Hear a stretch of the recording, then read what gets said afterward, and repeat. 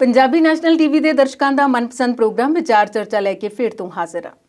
Corona ਤੇ ਚਰਚਾ ਅਸੀਂ ਲਗਾਤਾਰ ਕਰਦੇ ਹਾਂ ਤੇ ਅੱਜ ਵੀ ਕਰਾਂਗੇ। ਟੀਕਾਕਰਨ ਦੀ ਮੁਹਿੰਮ ਨੂੰ ਲੈ ਕੇ ਕੇਂਦਰ ਸਰਕਾਰ ਤਿਆਰ, ਸੂਬਾ ਸਰਕਾਰਾਂ ਦਾ ਕੀ ਹੈ ਜਵਾਬ। ਇਸ ਤੋਂ ਇਲਾਵਾ ਅੱਜ ਦੇ ਪ੍ਰੋਗਰਾਮ 'ਚ ਗੱਲ ਕਰਾਂਗੇ 5 ਸਟੇਟ ਦੀਆਂ ਵਿਧਾਨ ਸਭਾ ਚੋਣਾਂ ਹੋ ਗਈਆਂ ਨੇ ਕੱਲ ਖਤਮ ਤੇ ਐਗਜ਼ਿਟ ਪੋਲ ਕੀ ਦਾਅਵੇ ਕਰ ਰਹੇ ਨੇ। ਇਹਨਾਂ ਤੇ ਵਿਚਾਰਾਂ ਕਰਨ ਲਈ ਸਾਡੇ ਨਾਲ ਸਟੂਡੀਓ 'ਚ ਮੌਜੂਦ ਨੇ ਮਹਿਮਾਨ। ਆਓ ਇਹਨਾਂ ਦਾ ਸਵਾਗਤ ਕਰਦੇ ਹਾਂ। ਅਵਤਾਰ ਸਿੰਘ ਸ਼ੇਰਗਿੱਲ ਜੀ, ਤੁਹਾਡਾ ਬਹੁਤ-ਬਹੁਤ ਸਵਾਗਤ। ਧੰਨਵਾਦ ਜੀ। ਅਵਤਾਰ ਜੀ, ਅੱਜ ਦੇ ਪ੍ਰੋਗਰਾਮ ਦੀ ਸ਼ੁਰੂਆਤ ਵੈਸੇ ਤਾਂ ਐਗਜ਼ਿਟ ਪੋਲ ਤੋਂ ਕਰਨੀ ਹੈ, ਪਰ ਉਸ ਤੋਂ ਪਹਿਲਾਂ ਨਾ ਫੇਸਬੁੱਕ ਤੇ ਇੱਕ ਚਰਚਾ ਹੈ ਤੇ ਉਹ ਚਰਚਾ ਭਲਾ ਕੀ ਹੈ? ਸੋਸ਼ਲ ਮੀਡੀਆ ਇੱਕ ਕਿਸਮ ਨਾਲ ਦੋਸ਼ ਲੱਗਦਾ ਰਹਿੰਦਾ ਵੀ ਇਹ ਕਿਸੇ ਦੇ ਕਹੇ ਕਦੇ ਪੋਸਟ ਚੱਕ ਦਿੰਦਾ, ਕਦੇ ਪਾ ਦਿੰਦਾ, ਜਾਂ ਸਰਕਾਰਾਂ ਇਹਨੂੰ ਦਬਾ ਦਿੰਦੀਆਂ, ਜਾਂ ਸਰਕਾਰਾਂ ਕਹਿੰਦੀਆਂ ਸਾਡੇ ਮੁਤਾਬਕ ਇਹ ਪੋਸਟ ਨਹੀਂ ਪਈ ਤੇ ਇਹਨੂੰ ਕੱਢ ਦਿਓ, ਹਟਾ ਦਿਓ ਜੀ। ਇੱਦਾਂ ਦਾ ਹੀ ਇੱਕ ਕੰਮ ਜਦੋਂ ਹੁਣ ਦੇਸ਼ ਵਿੱਚ ਕਰੋਨਾ ਦਾ ਐਸਾ ਦੌਰ ਭਿਆਨਕ ਚੱਲ ਰਿਹਾ ਤੇ ਇਹਦੇ ਵਿੱਚ ਬਹੁਤ ਭਿਆਨਕ ਦ੍ਰਿਸ਼ ਤਸਵੀਰਾਂ ਸਾਹਮਣੇ ਆ ਰਹੀਆਂ ਜੀ, ਉਹਨੂੰ ਲੈ ਕੇ ਇੱਕ ਟ੍ਰੈਂਡ ਜਿਹਾ ਚੱਲ ਪਿਆ ਫੇਸਬੁੱਕ ਉੱਤੇ, ਰਿਜ਼ਾਈਨ ਮੋਦੀ। ਉਹ ਚੱਲਿਆ ਤੇ 1-2 ਦਿਨਾਂ ਦਾ ਹੀ ਆ ਤੇ ਉਹ ਲੱਗਦਾ ਵੀ ਕਿਤੇ ਫੇਸਬੁੱਕ ਵਾਲਿਆਂ ਤੋਂ ਜਾਂ ਤਾਂ ਟੈਕਨੀਕਲੀ ਤੌਰ ਤੇ ਜਾਂ ਉਹਨਾਂ ਤੋਂ ਕਿਤੇ ਗਲਤੀ ਹੋ ਗਈ, ਜਿਹੜੀ ਉਹ ਬਾਅਦ 'ਚ ਦਾਅਵਾ ਕਰ ਰਹੇ ਆ ਜੀ, ਉਹ ਉਹਦੇ ਤੋਂ ਹਟਾ ਦਿੱਤੀ ਗਈ। ਹੈਸ਼ਟੈਗ ਹੀ ਹਟਾਤਾ ਉਹ ਜੀ। ਤੇ ਜਦੋਂ ਹੈਸ਼ਟੈਗ ਹਟਾ ਦਿੱਤਾ ਤੇ ਫੇਸਬੁੱਕ ਯੂਜ਼ਰਾਂ ਨੇ ਉਹਨੂੰ ਟਰੋਲ ਕਰਨਾ ਸ਼ੁਰੂ ਕਰਤਾ ਵੀ ਫੇਸਬੁੱਕ ਜਿਹੜੀ ਆ ਉਹ ਭਾਰਤ ਸਰਕਾਰ ਦੇ ਦਬਾਅ ਹੇਠ ਕੰਮ ਕਰ ਰਹੀ ਆ। ਇਹ 'ਚ ਕੋਈ ਸ਼ੱਕ ਨਹੀਂ, ਪਹਿਲਾਂ ਵੀ ਭਾਰਤ ਸਰਕਾਰ ਨੇ ਟਵਿੱਟਰ ਦੇ ਉੱਤੇ ਇਹੋ ਜਿਹੇ ਪਾਏ ਕਈ ਪੋਸਟਾਂ ਹਟਾਈਆਂ ਕਹਿ ਕੇ ਵੀ ਇਹ ਸਾਡੀ ਇਮੇਜ ਨੂੰ ਡੈਮੇਜ ਕਰਦੀਆਂ ਜਾਂ ਇਹ ਅਪਰੋਪਰੀਏਟ ਨਹੀਂ ਹੈਗੀਆਂ, ਸਾਡੇ ਖਿਲਾਫ ਜਾਂਦੀਆਂ, ਨੂੰ ਹਟਾ ਦਿਓ। ਟਵਿੱਟਰ ਨੇ ਕਈ ਪੋਸਟਾਂ ਹਟਾਈਆਂ। ਇਸ ਤੋਂ ਪਹਿਲਾਂ ਕਿਸਾਨ ਅੰਦੋਲਨ ਦੌਰਾਨ ਵੀ ਸਰਕਾਰ ਨੇ ਕਈ ਵਾਰੀ ਇਹਦੇ ਤੇ ਇਤਰਾਜ਼ ਵੀ ਜਤਾਇਆ ਵੀ ਤੁਸੀਂ ਜਿਹੜੀਆਂ ਇਹ ਪੋਸਟਾਂ ਕਿਸਾਨ ਅੰਦੋਲਨ ਨਾਲ ਰਿਲੇਟਡ ਆ, ਇਹ ਇਤਰਾਜ਼ ਹੋ ਗਿਆ, ਕਿਤੇ ਨਾ ਕਿਤੇ ਇਹਦੇ ਪ੍ਰਤੀ ਭਰਮ ਫੈਲਣ ਵਾਲੀਆਂ ਆ, ਇਹਨੂੰ ਹਟਾ ਦਿਓ। ਔਰ ਹਟਾਉਂਦੇ ਵੀ ਰਹੇ। 2 ਚੀਜ਼ਾਂ ਜਿਹੜੀਆਂ ਸੋਸ਼ਲ ਮੀਡੀਆ ਵਾਲੀਆਂ ਆ, ਇਹ ਇਹਨਾਂ ਦੇ ਦਬਾਅ ਹੇਠ ਕੰਮ ਕਰਦੀਆਂ ਵੀ ਸੀ ਤੇ ਕੁਛ ਨਾ ਕੁਛ ਉਹਨਾਂ ਦੇ ਉੱਤੇ ਦਬਾਅ ਪਾਇਆ ਵੀ ਜਾਂਦਾ ਰਿਹਾ ਆ। ਇਸ ਮਾਮਲੇ ਦੇ ਵਿੱਚ ਜਦੋਂ ਉਹਨਾਂ ਨੂੰ ਲੱਗਾ ਵੀ ਗਲਤੀ ਨਾਲ ਕਿਤੇ ਹਟ ਗਈ ਤਾਂ ਉਹਨਾਂ ਨੇ ਦੁਬਾਰਾ ਉਹਨੂੰ ਬਹਾਲ ਕਰ ਦਿੱਤੀਆਂ ਹੈਸ਼ਟੈਗ ਨੂੰ। ਔਰ ਫਿਰ ਉਹਨਾਂ ਨੇ ਗਲਤੀ ਮੰਨੀ ਵੀ ਨਹੀਂ, ਅਸੀਂ ਕਿਸੇ ਸਰਕਾਰ ਦੇ ਦਬਾਅ ਹੇਠ ਨਹੀਂ ਆਏ, ਨਾ ਸਾਨੂੰ ਕਿਸੇ ਸਰਕਾਰ ਨੇ ਕਿਹਾ ਇਹਨੂੰ ਹਟਾਉਣ ਲਈ, ਸਾਡੇ ਤੋਂ ਹੀ ਗਲਤੀ ਨਾਲ ਇਹ ਹਟ ਗਈ ਆ। ਪਿਛਲਾ ਕਾਰਨ ਕੀ ਹੋ ਸਕਦਾ ਉਹ ਅਜੇ ਕਲੀਅਰ ਹੋਇਆ ਨਹੀਂ, ਪਰ ਉਹ ਫੇਸਬੁੱਕ ਨੇ ਜ਼ਰੂਰ ਇਹ ਗਲਤੀ ਮੰਨੀ ਆ ਵੀ ਜੋ ਇਹ ਚੱਲ ਰਿਹਾ ਸੀ ਟ੍ਰੈਂਡ, ਇਹ ਚੱਲਦਾ ਆ, ਹੁਣ ਵੀ ਚੱਲ ਰਿਹਾ, ਬਹਾਲ ਕਰਤਾ।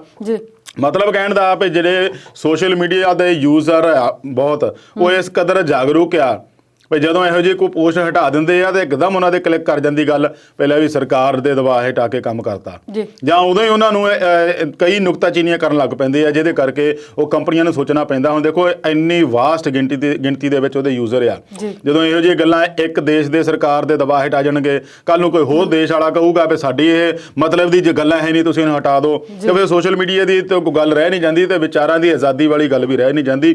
ਸੋ ਇਹਦੇ ਲਈ ਉਹਨਾਂ ਨੇ ਗਲਤੀ ਵੀ ਮੰਨ ਲਈ, ਦੁਬਾਰਾ ਬਹਾਲ ਵੀ ਕਰ ਰਿਹਾ ਤੇ ਉਹ ਰਿਜ਼ਾਈਨ ਮੋਦੀ ਹੈਸ਼ਟੈਗ ਜਿਹੜਾ ਉਹ ਚੱਲ ਪਿਆ ਦੁਬਾਰਾ। ਅੱਛਾ, ਮੈਨੂੰ ਇਹ ਗੱਲ ਦੱਸੋ ਕਿ ਜਦੋਂ ਕੋਈ ਆਪਾਂ ਸਪੋਜ਼ ਪ੍ਰਧਾਨ ਮੰਤਰੀ ਕੋਲੋਂ ਅਸਤੀਫਾ ਮੰਗਦੇ ਆ ਕਿ ਉਹ ਸਾਡੇ ਮੰਗਣ ਤੇ ਅਸਤੀਫਾ ਦੇ ਦੇਣਗੇ? ਨਹੀਂ, ਇਹ ਕੁਦਰਤੀ ਆ ਪਿਆ। ਇਸ ਵੇਲੇ ਸੋਸ਼ਲ ਮੀਡੀਆ ਦੀ ਯੂਜ਼ ਬਹੁਤ ਹੋਣ ਲੱਗ ਪਈ ਆ ਜੀ। ਕੋਈ ਵੀ ਚੀਜ਼ ਤੁਸੀਂ ਦੇਖ ਲਓ ਨਾ, ਮੈਨੂੰ ਤਾਂ ਲੱਗਦਾ ਵੀ ਕਈ ਵਾਰੀ ਨਿੱਜੀ ਗੱਲਾਂ ਵੀ ਲੋਕੀ ਇੰਨੀਆਂ ਕਿ ਸ਼ੇਅਰ ਕਰ ਜਾਂਦੇ ਆ ਉਹਦੇ ਉੱਤੇ, ਤੇ ਉਹ ਕਈ ਵਾਰੀ ਦੇਖਣ ਨੂੰ ਹੁੰਦਾ ਵੀ ਯਾਰ ਆਹ ਗੱਲ ਇੱਦਾਂ ਇਹਨਾਂ ਨੂੰ ਪਾਉਣੀ ਨਹੀਂ ਚਾਹੀਦੀ ਸੀਗੀ। ਤੇ ਜਦੋਂ ਇੱਕ ਪੂਰੇ ਸੋਸ਼ਲ ਪਲੇਟਫਾਰਮ ਦੀ ਗੱਲ ਕਰਦੇ ਆ, ਲੋਕਾਂ ਦੇ ਮਨਾਂ ਦੇ ਵਿੱਚ ਕਿਸੇ ਦਾ ਗੁੱਸਾ ਹੁੰਦਾ ਤੇ ਉਹਨੂੰ ਗੁੱਸਾ ਲਾਉਣ ਦੀ ਗੱਲ ਸਰਕਾਰਾਂ ਦੇ ਉੱਤੇ ਆ ਜਾਂਦੀ ਆ ਤੇ ਸਰਕਾਰਾਂ ਦੇ ਉੱਤੇ ਗੁੱਸਾ ਆ ਪਿਆ, ਆਪਾਂ ਇਹਨੂੰ ਇਸ ਤਰੀਕੇ ਨਾਲ ਟ੍ਰੈਂਡ ਕਰ ਦਿਓ, ਦੇਖਦੇ ਕਿੰਨੇ ਕੁ ਲੋਕ ਜੁੜਦੇ ਨਾਲ, ਤੇ ਇੱਦਾਂ ਦੀ ਇੱਕ ਨਵੀਂ ਸ਼ੁਰੂਆਤ ਕਰ ਦਿੰਦੇ ਆ। ਉਹਦੇ ਵਿੱਚ ਜਿੰਨੇ ਵਿਊ ਵੱਧ ਗਏ, ਜਿੰਨੇ ਉਹਨੂੰ ਲਾਈਕ ਮਿਲ ਗਏ, ਜਿੰਨਾ ਕੁਛ ਹੋਇਆ, ਉਹ ਫਿਰ ਇੱਕ ਵੱਡਾ ਟ੍ਰੈਂਡ ਬਣ ਜਾਂਦਾ ਵੀ ਹਾਂ ਵੀ ਆਹ ਜਿਹੜੀ ਚੀਜ਼ ਇਸ ਵੇਲੇ ਪੂਰੀ ਤਰ੍ਹਾਂ ਟ੍ਰੈਂਡ ਕਰਦੀ ਆ। ਪਿਛਲੇ ਸਮੇਂ ਦੇ ਵਿੱਚ ਗਾਣਿਆਂ ਦਾ ਟ੍ਰੈਂਡ ਚੱਲਦਾ ਸੀ। ਜੇ ਕੋਈ ਗਾਣਾ ਕਿਸੇ ਨੇ ਟੀਜ਼ਰ ਵੀ ਪਾਤਾ, ਉਹ ਹਿੱਟ ਹੋ ਗਿਆ ਤਾਂ ਉਹਦੇ ਆ ਜਾਂਦੇ ਵੀ ਟ੍ਰੈਂਡਿੰਗ ਚੱਲ ਰਿਹਾ ਜੀ। ਹੁਣ ਟ੍ਰੈਂਡਿੰਗ ਸ਼ਬਦ ਇਹੋ ਜਿਹਾ ਮਸ਼ਹੂਰ ਹੋਇਆ ਵੀ ਹਰੇਕ ਗਾਇਕ ਦੇ ਮੂਹਰੇ ਲੱਗ ਗਿਆ ਵੀ ਹਾਂ ਵੀ ਆਹ ਗਾਣਾ ਤੁਸੀਂ ਦੇਖੋ ਟ੍ਰੈਂਡਿੰਗ ਆ ਇਸ ਵੇਲੇ। ਹੁਣ ਆਮ ਬੰਦੇ ਨੂੰ ਸ਼ਬਦ ਸਮਝ ਨਹੀਂ ਆਊਗੀ ਵੀ ਟ੍ਰੈਂਡਿੰਗ ਕੀ ਮਤਲਬ ਆ। ਟ੍ਰੈਂਡਿੰਗ ਮਤਲਬ ਹੈ ਵੀ ਬਹੁਤ ਚੱਲ ਰਿਹਾ, ਤੇ ਉਹ ਟ੍ਰੈਂਡਿੰਗ ਯੂਜ਼ ਕਰਦੇ ਆ ਹੁਣ ਇਸ ਤਰੀਕੇ ਨਾਲ ਸਰਕਾਰਾਂ ਨੂੰ ਘੇਰਨ ਦੇ ਮਾਮਲੇ ਦੇ ਵਿੱਚ, ਜਾਂ ਕਿਸੇ ਸੰਸਥਾ ਨੂੰ ਕਹਿ ਲਓ, ਜਾਂ ਕਿਸੇ ਦੇ ਖਿਲਾਫ ਆਪਣਾ ਗੁੱਸਾ ਕੱਢਣ ਨੂੰ ਕਹਿ ਲਓ, ਜਾਂ ਵਡਿਆਈ ਕਰਨ ਨੂੰ ਕਹਿ ਲਓ, ਜਾਂ ਪ੍ਰਸ਼ੰਸਾ ਕਰਨ ਨੂੰ ਕਹਿ ਲਓ, ਉਹ ਸਾਰਾ ਕੁਛ ਉਹ ਟ੍ਰੈਂਡਿੰਗ ਦੇ ਵਿੱਚ ਆ ਗਿਆ। ਇਸੇ ਟ੍ਰੈਂਡ ਨੂੰ ਲੈ ਕੇ ਲੋਕਾਂ ਦਾ ਇੱਕ ਜਿਗਿਆਸਾ ਜਾਂ ਇੱਕ ਉਤਸੁਕਤਾ ਜਿਹੜੀ ਵੱਧ ਜਾਂਦੀ ਆ, ਬਲੇ ਵੀ ਹੁਣ ਆਹ ਚੀਜ਼ ਜਿਹੜੀ ਚੱਲ ਰਹੀ ਆ, ਇਹਦੇ ਤੇ ਆਪਾਂ ਕੋਈ ਨਾ ਕੋਈ ਨਤੀਜੇ ਤੇ ਪਹੁੰਚੂਗੀ ਕਿ ਨਹੀਂ ਪਹੁੰਚੂਗੀ ਵੱਖਰੀ ਗੱਲ ਹੈ, ਪਰ ਆਪਾਂ ਵੀ ਇਹਦੇ ਨਾਲ ਜੁੜ ਜਾਈਏ। ਮਤਲਬ ਟ੍ਰੈਂਡਿੰਗ ਹੈ, ਆਪਣੇ ਨਾਲ ਲੋਕਾਂ ਨੂੰ ਵੱਧ ਤੋਂ ਵੱਧ ਜੋੜਨਾ, ਬਿਲਕੁਲ ਜੋੜਨ ਦੇ। ਔਰ ਇਹਦੇ ਲਈ ਸਰਕਾਰ, ਕਿਉਂਕਿ ਹੁਣ ਸਾਰਾ ਕੁਛ ਤਾਂ ਟਵਿੱਟਰ ਔਰ ਫੇਸਬੁੱਕ ਤੇ ਚੱਲਣ ਡਿਆ, ਤੇ ਜਦੋਂ ਇਹੋ ਜਿਹੀ ਗੱਲ ਉੱਥੇ ਆਉਂਦੀ ਹੈ ਤਾਂ ਸਰਕਾਰਾਂ ਦੇ ਵੀ ਦਿਮਾਗ 'ਚ ਕਿਤੇ ਨਾ ਕਿਤੇ ਕਲਿੱਕ ਕਰਦੀ ਆ ਵੀ ਆਹ ਚੀਜ਼ ਸਾਡੇ ਖਿਲਾਫ ਜਾ ਰਹੀ ਆ। ਵੀ ਉਹਨਾਂ ਨੂੰ ਵੀ ਸਮਝ ਆ ਜਾਣੀ ਚਾਹੀਦੀ ਆ ਵੀ ਜੇ ਖਿਲਾਫ ਜਾਰੀ ਤੇ ਕਿਉਂ ਜਾਰੀ ਆ। ਜੀ, ਤੇ ਟ੍ਰੈਂਡਿੰਗ ਦੀ ਗੱਲ ਕੀਤੀ ਤੇ ਇੱਕ ਸਿੰਗਰ ਨੇ ਨਾ ਗਾਣਾ ਰਿਲੀਜ਼ ਕਰਨ ਤੋਂ ਪਹਿਲਾਂ ਹੀ ਆਪਣੇ ਫਾਲੋਅਰਸ ਨੂੰ ਕਹਿ ਦਿੱਤਾ ਕਿ 5 ਮਿਲੀਅਨ ਲਾਈਕ ਕਰ ਦੋਗੇ ਨਾ ਤੇ ਫਿਰ ਮੈਂ ਆਪਣਾ ਗਾਣਾ ਰਿਲੀਜ਼ ਕਰਾਂਗਾ। ਜੀ ਬਿਲਕੁਲ, ਇਹਦੇ ਵਿੱਚ ਕੋਈ ਸ਼ੱਕ ਨਹੀਂ ਹੈ। ਪੈਸੇ ਦੇ ਕੇ ਵੀ ਲਾਈਕ ਕਰਾਉਣ, ਵਿਊ ਵਧਾਉਣ ਜਾਂ ਟ੍ਰੈਂਡਿੰਗ ਕਰਾਉਣ ਦਾ ਇੱਕ ਰੁਝਾਨ ਚੱਲਿਆ ਸੀ ਔਰ ਇਹਦੇ ਬਾਬਤ ਕਈ ਥਾਵਾਂ ਤੇ ਕੋਈ ਫੜੋ-ਫੜੀ ਵੀ ਹੋਈ ਸੀ। ਪੁਲਿਸ ਨੇ ਇਹਦਾ ਪਰਦਾਫਾਸ਼ ਵੀ ਕੀਤਾ ਸੀ। ਪੈਸੇ ਦੇ ਕੇ ਵਿਊ ਵਧਾਉਣ ਵਾਲੀ ਗੱਲ, ਉਹ ਕਈ ਤਰ੍ਹਾਂ ਦੀ ਗੱਲਾਂ, ਮਤਲਬ ਜੇ ਚੰਗਾ ਪੱਖ ਵੀ ਹੈਗਾ ਤਾਂ ਉਹਦਾ ਮਾੜਾ ਵੀ ਹੈਗਾ ਆ, ਉਹਨੂੰ ਆਪਣੇ ਤਰੀਕੇ ਨਾਲ ਯੂਜ਼ ਕਰਨ ਦਾ ਵੀ ਹੈਗਾ ਆ। ਤਾਂ ਹੀ ਉਹਦੇ ਕਈ ਕਹੇ ਕਿ ਜਿਹੜੇ ਜੈਨੂਇਨਲੀ ਹੁੰਦੇ ਆ ਉਹ ਫਿਰ ਕਹਿੰਦੇ ਆ ਵੀ ਅਸੀਂ ਪੈਸੇ ਦੇ ਕੇ ਲਾਈਕ ਨਹੀਂ ਵਧਾਏ। ਉਹ ਆਪਣੇ ਗਾਣਿਆਂ 'ਚ ਵੀ ਇੱਕ ਤੁਕ ਪਾ ਦਿੰਦੇ ਆ, ਪਤਾ ਨਹੀਂ ਅੰਦਰ ਪਿੱਛੇ ਉਸ ਪਰਦੇ ਦੇ ਪਿੱਛੇ ਉਹ ਵੀ ਇਸੇ ਵਿੱਚੋਂ ਲੰਘ ਕੇ ਗਿਆ ਹੋਵੇ, ਉਹ ਵੱਖਰੀ ਗੱਲ ਆ। ਪਰ ਉਹਨੇ ਇੱਕ ਲਾਈਨ ਜ਼ਰੂਰ ਪਾ ਦਿੱਤੀ ਹੁੰਦੀ ਆ ਵੀ ਅਸੀਂ ਇਹ ਟ੍ਰੈਂਡਿੰਗ ਇੱਦਾਂ ਨਹੀਂ ਕਰਾਇਆ, ਉੱਦਾਂ ਨਹੀਂ ਕਰਾਇਆ। ਪੈਸੇ ਦੇ ਕੇ ਗੱਲ ਵਾਲੀ ਜਿਹੜੀ ਆ ਉਹ ਜ਼ਿਆਦਾ ਗਾਣਿਆਂ ਵੱਲ ਜਾਂ ਜਿਹੜੇ ਹੋਰ ਤਰੀਕੇ ਨਾਲ ਪਾ ਦਿੰਦੇ ਆ ਵੀ ਮੈਂ ਆਹ ਪ੍ਰੋਗਰਾਮ ਆ ਰਿਹਾ, ਇਹਨੂੰ ਲਾਈਕ ਕਰ ਦਿਓ, ਤਾਂ ਉਹਦੇ ਵਿੱਚ ਵੀ ਪੈਸਿਆਂ ਵਾਲੀ ਗੱਲ ਕਾਫੀ ਦੇਰ ਤੱਕ ਮੈਨੂੰ ਲੱਗਦਾ ਪੰਜਾਬ 'ਚ ਵੀ ਕਈ ਵਾਰੀ ਇਹੋ ਜਿਹੀ ਗੱਲ ਫੜੀ ਆ। ਬੰਬੇ ਵਾਲੇ ਪਾਸੇ ਤੱਕ ਬਹੁਤ ਚੱਲਦਾ ਰਿਹਾ। ਇੱਕ ਬਹੁਤ ਨਾਮਵਰ ਗਾਇਕ ਸੀਗਾ, ਉਹਦਾ ਵੀ ਨਾਮ ਆ ਗਿਆ ਸੀਗਾ ਵੀ ਉਹਨੇ ਪੈਸੇ ਦੇ ਕੇ ਆਪਣੇ ਇੰਨੇ ਲਾਈਕ ਬਣਾ ਲਏ ਸੀਗੇ। ਇਹ ਦੀਆਂ ਗੱਲ ਹੁਣ ਮੰਨ ਵੀ ਲਿਆ ਸੀਗਾ। ਇਹੋ ਜਿਹੀਆਂ ਗੱਲਾਂ ਇਹਦੇ ਵਿੱਚ ਪੈਸੇ ਦੇ ਕੇ ਵਾਲੀਆਂ ਚੱਲਦੀਆਂ ਰਹੀਆਂ ਪਹਿਲਾਂ ਵੀ। ਤੇ ਇਸ ਵੇਲੇ ਕਰੋਨਾ ਕਾਲ ਚੱਲ ਰਿਹਾ ਹੈ, ਸਿਆਸਤ ਭਾਰੂ ਹੋ ਰਹੀ ਹੈ ਤੇ ਪੰਜਾਬ ਦੀ ਗੱਲ ਕਰੀਏ ਤੇ ਸ਼੍ਰੋਮਣੀ ਅਕਾਲੀ ਦਲ ਦੇ ਯੂਥ ਵਿੰਗ ਵੱਲੋਂ ਵੱਡਾ ਇਕੱਠ ਕੀਤਾ ਗਿਆ ਜੀ। ਨੇਤਾਵਾਂ ਖਿਲਾਫ ਪਰਚਾ ਦਰਜ ਹੋਇਆ ਜੀ। ਤੇ ਕਿਆ ਉਹਨਾਂ ਨੂੰ ਸੋਚਣਾ ਨਹੀਂ ਸੀ ਚਾਹੀਦਾ ਕੁਝ ਵੀ ਕਰਨ ਤੋਂ ਪਹਿਲਾਂ? ਬਿਲਕੁਲ, ਆਪਾਂ ਕਈ ਵਾਰੀ ਕਿਹਾ ਵੀ ਜ਼ਿੰਮੇਵਾਰ ਆਗੂ ਜਿਹੜੇ ਖੁਦ ਜ਼ਿੰਮੇਵਾਰ ਹੋ ਜਾਣ ਤਾਂ ਲੋਕ ਆਪੇ ਜ਼ਿੰਮੇਵਾਰ ਹੋ ਜਾਣਗੇ, ਪਰ ਇਹ ਜ਼ਿੰਮੇਵਾਰ ਆਗੂ ਹੁੰਦੇ ਨਹੀਂ ਜੀ। ਹੁਣ ਸਟੂਡੈਂਟਸ ਆਰਗੇਨਾਈਜੇਸ਼ਨ ਆਫ ਇੰਡੀਆ ਜਿਹੜਾ ਆ ਉਹ SOE ਜਿਹਨੂੰ ਕਹਿੰਦੇ ਆ, ਉਹ ਅਕਾਲੀ ਦਲ ਦਾ ਹੀ ਇੱਕ ਵਿੰਗ ਆ ਜਿਹਦੀ ਪ੍ਰਧਾਨਗੀ ਨਵਾਂ ਪ੍ਰਧਾਨ ਬਣਾਇਆ, ਸਰਪ੍ਰਸਤ ਬਣਾਇਆ, ਉਹਦੀ ਤਾਜਪੋਸ਼ੀ ਹੋਈ। ਤੇ ਇਹ ਸਾਰਾ ਕੁਝ ਖੁਦ ਜ਼ਿੰਮੇਵਾਰ ਆਗੂ ਖੁਦ ਕਰ ਰਹੇ ਆ। ਇਹ ਕੇਵਲ ਅਕਾਲੀ ਦਲ ਦੀ ਗੱਲ ਨਾ ਕਰੀਏ ਤੇ ਆਪਾਂ ਹੋਰ ਜਿੰਨੇ ਆਗੂ ਆ ਨਾ ਉਹ ਵੀ ਇਹਦੀ ਪਰਵਾਹ ਨਹੀਂ ਕਰਦੇ ਜੀ। ਅਕਾਲੀ ਦਲ ਨੇ ਮੈਨੂੰ ਲੱਗਦਾ ਵੀ ਕੁਛ ਹੱਦ ਤੱਕ ਗੁੱਸੇ ਵੀ ਹੋਏ ਸੀ ਪ੍ਰਧਾਨ ਸੁਖਬੀਰ ਸਿੰਘ ਬਾਦਲ ਇਹਨਾਂ ਨੂੰ ਵੀ ਇੰਨਾ ਇਕੱਠ ਨਹੀਂ ਹੋਣਾ ਚਾਹੀਦਾ, ਪਰ ਜਦੋਂ ਨੌਜਵਾਨਾਂ ਦਾ ਜੋਸ਼ ਹੋ ਜਾਂਦਾ ਤੇ ਫਿਰ ਆਪਾਂ ਕਹਿ ਦਿੰਦੇ ਪਏ ਯਾਰ ਜੋਸ਼ ਹੈ। ਪਰ ਇਸ ਗੱਲ ਦਾ ਧਿਆਨ ਜ਼ਰੂਰ ਰੱਖਣਾ ਚਾਹੀਦਾ ਵੀ ਇਹ ਜੋਸ਼ ਜਿਹੜਾ ਆ ਇਹ ਹੋਸ਼ ਗਵਾ ਦਊਗਾ ਤੇ ਮੁੜ ਕੇ ਇਹਦੀ ਕਿੰਨੀ ਭਾਰੀ ਪੈਣੀ ਆ ਇਹ ਆਉਣ ਵਾਲੇ ਜਿਹੜੇ ਸਮੇਂ 'ਚ ਪਤਾ ਲੱਗਦਾ ਹੁੰਦਾ ਵੀ। ਜੇ ਹੁਣ ਆਪਾਂ ਕਹਿ ਦਈਏ ਕੁੰਭ ਮੇਲੇ ਦੇ ਵਿੱਚ ਇੰਨਾ ਇਕੱਠ ਨਹੀਂ ਹੁੰਦਾ ਤਾਂ ਹੋ ਸਕਦਾ ਇਹੋ ਜਿਹੇ ਹਾਲਾਤ ਨਾ ਹੁੰਦੇ, ਕਿਉਂਕਿ ਅੰਕੜੇ ਉੱਥੇ ਦੱਸ ਰਹੇ ਪਏ ਘੱਟੋ ਘੱਟ 91 ਲੱਖ ਲੋਕ ਉਹ ਉੱਥੇ ਮਹਾਕੁੰਭ 'ਚ ਗਏ ਹੋਏ ਸੀਗੇ। ਤਾਂ ਉਹ ਤੋਂ ਵੀ ਸਿੱਖ ਨਹੀਂ ਲਈ ਇਹਨਾਂ ਨੇ। ਸਿਆਸੀ ਰੈਲੀਆਂ ਦਾ ਰੌਲਾ ਪੈਂਦਾ ਰਿਹਾ, ਉਦੋਂ ਤੋਂ ਵੀ ਸਿੱਖ ਨਹੀਂ ਲਈ ਇਹਨਾਂ ਨੇ। ਜਿਹੜੇ ਹੋਰ ਇਕੱਠਾਂ ਤੋਂ ਸਿੱਖ ਨਹੀਂ ਲਈ। ਹੁਣ ਨਵਾਂ ਜਿਹੜਾ ਇੱਕਦਮ ਪੀਕ ਤੇ ਜਾ ਰਿਹਾ ਕਰੋਨਾ, ਉਹਦੇ ਵਿੱਚ ਇਹੋ ਜਿਹੇ ਇਕੱਠ ਕਰਨ ਦੀ ਕੀ ਲੋੜ ਪਈ ਸੀ? ਇਹ ਅਕਾਲੀ ਦਲ ਨੂੰ ਵੀ ਸੋਚਣਾ ਚਾਹੀਦਾ ਸੀਗਾ। ਖੈਰ ਉਹਦੇ ਵਿੱਚ ਕਈਆਂ ਦੇ ਖਿਲਾਫ ਪਰਚੇ ਹੋਏ ਆ, ਕੇਸ ਦਰਜ ਹੋਇਆ ਕਰੋਨਾ ਉਲੰਘਣਾ ਦਾ, ਤੇ ਕੁਝ ਗ੍ਰਿਫਤਾਰੀਆਂ ਵੀ ਹੋਈਆਂ, ਜ਼ਮਾਨਤ ਤੇ ਰਿਹਾ ਵੀ ਕਰਤਾ। ਪਰ ਵੱਡੀ ਗੱਲ ਹੈ ਕਿ ਹੁਣ ਅਕਾਲੀ ਦਲ ਦੇ ਪ੍ਰਧਾਨ ਨੂੰ ਵੀ ਵਿੱਚ ਉਹਦੇ ਨਾਮਜ਼ਦ ਕਰ ਦਿੱਤਾ ਤਾਂ ਅਕਾਲੀ ਦਲ ਦਾ ਸਾਬਕਾ ਵਿਧਾਇਕ ਆ। ਬੇਸ਼ੱਕ ਇਹ ਸਿਰਫ ਡਰਾਵਾ ਦੇਣ ਲਈ ਆ, ਅਵੇਲੇਬਲ ਹੁੰਦੀਆਂ ਧਾਰਾਵਾਂ ਇਹ, ਪਰ ਇੱਕ ਕਿਸਮ ਦਾ ਇਹਨਾਂ ਨੂੰ ਸੋਚਣਾ ਤਾਂ ਚਾਹੀਦਾ ਆ ਵੀ ਅਸੀਂ ਲੋਕਾਂ ਨੂੰ ਜਾਗਰੂਕ ਕਰਨਾ ਹੈ ਤੇ ਖੁਦ ਜੇ ਅਸੀਂ ਉਸ ਨਿਯਮਾਂ ਦੀ ਉਲੰਘਣਾ ਕਰਾਂਗੇ ਤਾਂ ਵੀ ਲੋਕਾਂ ਤੇ ਆਪ ਕਰਾਂਗੇ। ਇਹਦੇ ਤੋਂ ਬਚਣਾ ਚਾਹੀਦਾ ਸੀ ਇਹਨਾਂ ਨੂੰ। ਤੇ ਇਹਦੇ ਨਾਲ ਹੀ ਇੱਕ ਹੋਰ ਜੋੜ ਦੇਵਾਂ ਵੀ BJP ਦੇ ਇੱਕ ਆਗੂ ਬਿਹਾਰ ਦੇ ਵਿੱਚ ਆ, ਉਹਨਾਂ ਦੇ ਆਪਣੇ ਬੇਟੇ ਦਾ ਵਿਆਹ ਸੀਗਾ ਹਜੇ 2 ਦਿਨ ਪਹਿਲਾਂ ਹੀ, ਉੱਥੇ ਉਹਨਾਂ ਨੇ ਪੂਰੀਆਂ ਧੱਜੀਆਂ ਉਡਾਤੀਆਂ। ਕਿਸੇ ਦੇ ਮਾਸਕ ਨਹੀਂ ਲੱਗਾ, ਕਿਸੇ ਨੇ ਕੋਈ ਸਮਾਜਿਕ ਦੂਰੀ ਦਾ ਕੋਈ ਖਿਆਲ ਨਹੀਂ ਰੱਖਿਆ। ਤੇ ਉਹ ਮਤਲਬ ਕਹਿਣ ਦਾ ਭਾਈ ਸੱਤਾ ਵਿੱਚ ਸਾਡੀ ਸਰਕਾਰ ਹੈ ਤਾਂ ਸਾਨੂੰ ਕੀ ਪਰਵਾਹ ਆ। ਉਹ ਗੱਲ ਹੈ ਵੀ BJP ਵਾਲੇ ਵੀ ਇਸੇ ਤਰੀਕੇ ਨਾਲ ਕਰਦੇ ਆ। ਤੇ ਅਕਾਲੀ ਦਲ ਵਾਲਾ ਜਿਹੜਾ ਮਾਮਲਾ ਆ ਇਹ ਵੀ ਨਵਾਂ ਆਇਆ। ਇਹਦੇ ਲਈ ਹੋਰ ਆਗੂਆਂ ਨੂੰ ਜਾਗਰੂਕ ਹੋਣਾ ਪਊਗਾ। ਕੇਸ ਕੀਤਾ, ਉਹਦੇ ਵਿੱਚ ਨਿਕਲ ਜਾਣਾ ਨਹੀਂ ਨਿਕਲਣਾ ਵੱਧ ਦੀ ਗੱਲ ਆ, ਪਰ ਇੱਕ ਮੀਡੀਆ 'ਚ ਤਾਂ ਆ ਗਿਆ ਵੀ ਇਹਨਾਂ ਨੇ ਉਲੰਘਣਾ ਕੀਤੀ ਸੀਗੀ ਜੀ। ਤੇ ਸਿਆਸਤ ਦੀ ਗੱਲ ਕਰੀਏ ਤੇ ਨਵਜੋਤ ਸਿੱਧੂ ਹੁਣ ਕਾਫੀ ਦਿਨਾਂ ਤੋਂ ਨਹੀਂ 2-4 ਦਿਨ ਤੋਂ ਚੁੱਪ ਨੇ, ਪਰ ਬਾਕੀ ਕਾਂਗਰਸੀ ਆਗੂ ਬਹੁਤ ਕੁਝ ਬੋਲ ਰਹੇ ਨੇ। ਬਿਲਕੁਲ ਜੀ, ਉਹਦੇ ਵਿੱਚ ਵੀ ਕਈ ਤਰੀਕੇ ਦੀਆਂ ਗੱਲਾਂ ਨਿਕਲ ਕੇ ਸਾਹਮਣੇ ਆ ਰਹੀਆਂ ਜੀ। ਕੁਛ ਤਾਂ ਆਗੂ ਕੈਪਟਨ ਸਾਹਿਬ ਨੂੰ ਕਹਿ ਰਹੇ ਆ ਵੀ ਕੈਪਟਨ ਸਾਹਿਬ ਇਸ ਵਹਿਮ 'ਚ ਨਾ ਰਹਿਓ ਵੀ ਸਾਰੇ ਤੁਹਾਡੇ ਨਾਲ ਆ ਜੀ। ਤੇ ਕੁਛ ਆਗੂ ਕਹਿ ਰਹੇ ਆ ਵੀ ਇਹਨਾਂ 4 ਸਾਲ ਪਹਿਲਾਂ ਸ਼ਾਮਲ ਹੋਏ ਆਗੂਆਂ ਨੇ ਕਾਂਗਰਸ ਤੋਂ ਉਹ ਲਾਹਾ ਲੈ ਲਿਆ ਤੇ ਹੁਣ ਅੱਖਾਂ ਦਿਖਾਲਣ ਲੱਗ ਪਏ ਤੇ ਚੰਗਾ ਕੀਤਾ ਕੈਪਟਨ ਸਾਹਿਬ ਨੇ ਇਹਨਾਂ ਨੂੰ ਰਾਹ ਦਿਖਾਲ ਦਿੱਤਾ, ਇਹਨਾਂ ਨੂੰ ਦਰਵਾਜ਼ਾ ਦਿਖਾਲ ਦਿੱਤਾ। ਪਰਵਾਹ ਨਾ ਕਰਿਓ, ਅਸੀਂ ਤੁਹਾਡੇ ਨਾਲ ਆ ਕੈਪਟਨ ਸਾਹਿਬ। ਉਹ ਏਦਾਂ ਵੰਡ ਵਡਾਈਆਂ ਵਾਲੀਆਂ ਗੱਲਾਂ ਹੋਣ ਲੱਗ ਪਈਆਂ। ਕਈ ਆਗੂ ਕੁਛ ਕਹਿ ਰਹੇ ਆ, ਕਈ ਕੁਛ ਕਹਿ ਰਹੇ ਆ, ਪਰ ਮਸਲਾ ਇਸ ਵੇਲੇ ਸਭ ਤੋਂ ਵੱਡਾ ਆ ਕਰੋਨਾ ਦੇ ਵਿੱਚੋਂ ਪੰਜਾਬ ਨੂੰ ਕੱਢਣ ਦਾ। ਹੁਣ ਦੇਖੋ ਮੀਡੀਆ, ਸੋਸ਼ਲ ਮੀਡੀਆ ਤੇ ਇੱਕ ਮੀਮ ਚੱਲ ਰਿਹਾ ਤੇ ਕੈਪਟਨ ਸਾਹਿਬ ਸਿੱਧੂ ਨਾਲ ਨਹੀਂ ਲੜਨਾ, ਕਰੋਨਾ ਨਾਲ ਲੜਨਾ ਆ। ਤੇ ਤੁਸੀਂ ਇਹੋ ਜਿਹੀਆਂ ਗੱਲਾਂ ਕਰਕੇ ਜਾਂ ਅਸਤੀਫਿਆਂ ਦਾ ਨਾਟਕ ਡਰਾਮਾ ਕਰਕੇ ਤੁਸੀਂ ਪੇਸ਼ ਕੀ ਕਰਨਾ ਚਾਹੁੰਦੇ ਆ? ਤੁਸੀਂ ਉਹ ਕਰੋਨਾ ਵਾਲੇ ਜਿਹੜੇ ਹਾਲਾਤ ਬਣੇ ਆ ਉਹਨਾਂ ਤੇ ਪਰਦਾ ਪਾਉਣਾ ਚਾਹੁੰਦੇ ਆ ਜੀ ਇਸੇ ਪਰਦੇ ਦੀ ਕਰੋਨਾ ਦੀ ਆੜ ਦੇ ਵਿੱਚ ਕਣਕ ਦੀ ਚੁਕਾਈ ਦਾ ਬਾਰਦਾਨੇ ਦੀ ਲਿਫਟਿੰਗ ਦਾ ਸਾਰਾ ਕੁਝ ਹੀ ਨਿਬੜ ਗਿਆ ਜੀ ਤੇ ਦਾਅਵਾ ਕਰਤਾ ਵੀ 100 ਲੱਖ ਮੀਟ੍ਰਿਕ ਟਨ ਅਸੀਂ ਖਰੀਦ ਲਈ ਜੀ ਕਿੱਥੇ ਹੋਈ ਕਿੱਦਾਂ ਹੋਈ ਜੋ ਬਾਰਦਾਨੇ ਦਾ ਰੌਲਾ ਪੈਂਦਾ ਸੀ ਉਹ ਵੀ ਦੱਬ ਗਿਆ ਜੀ। ਕਰੋਨਾ ਦੀ ਆੜ ਦੇ ਵਿੱਚ ਇਹੋ ਜਿਹੇ ਜਦੋਂ ਡਰਾਮੇ ਕਰਦੇ ਆ ਤਾਂ ਲੋਕ ਜਿਹਨੂੰ ਕਹਿੰਦੇ ਨਾ ਇਹ ਪਬਲਿਕ ਹੈ ਸਭ ਜਾਣਦੀ ਹੈ ਜੀ ਜੀ ਤੇ ਉਹ ਜਾਣਦੀ ਆ ਪਬਲਿਕ ਵੀ ਇਹਨਾਂ ਦੇ ਜਿਹੜਾ ਨਾਟਕ ਰਚਿਆ ਇਹ ਸਿਰਫ ਤੇ ਸਿਰਫ ਆਪ ਦੀਆਂ ਨਾਕਾਮੀਆਂ ਲੁਕਾਉਣ ਨੂੰ ਹੀ ਕੀਤਾ ਗਿਆ ਆ ਬਾਕੀ ਹੈ ਕੁਝ ਨਹੀਂ ਪਤਾ ਨਹੀਂ ਆਉਂਦੇ ਸਮੇਂ ਦੇ ਵਿੱਚ ਫੇਰ ਇਕੱਠੇ ਹੋ ਜਾਣ ਬੇਸ਼ੱਕ ਕੈਪਟਨ ਸਾਹਿਬ ਨੇ ਕਹਿਤਾ ਵੀ ਮੇਰੇ ਵੱਲੋਂ ਦਰਵਾਜ਼ੇ ਬੰਦ ਆ ਜੀ। ਹੁਣ ਹਾਈ ਕਮਾਂਡ ਉਹਦੇ ਲਈ ਦਰਵਾਜ਼ਾ ਖੋਲਦੀ ਕਿ ਨਹੀਂ ਖੋਲਦੀ ਜਾਂ ਕੈਪਟਨ ਨੂੰ ਕਹਿੰਦੀ ਭਾਈ ਦੁਬਾਰਾ ਖੋਲ ਲਾ ਇਹ ਆਉਣ ਵਾਲਾ ਸਮਾਂ ਦੱਸੂਗਾ ਜੀ ਤੇ ਆਪਾਂ ਵਿਚਾਰਾਂ ਦਾ ਸਿਲਸਿਲਾ ਜਾਰੀ ਰੱਖਾਂਗੇ ਇਸ ਬ੍ਰੇਕ ਤੋਂ ਬਾਅਦ।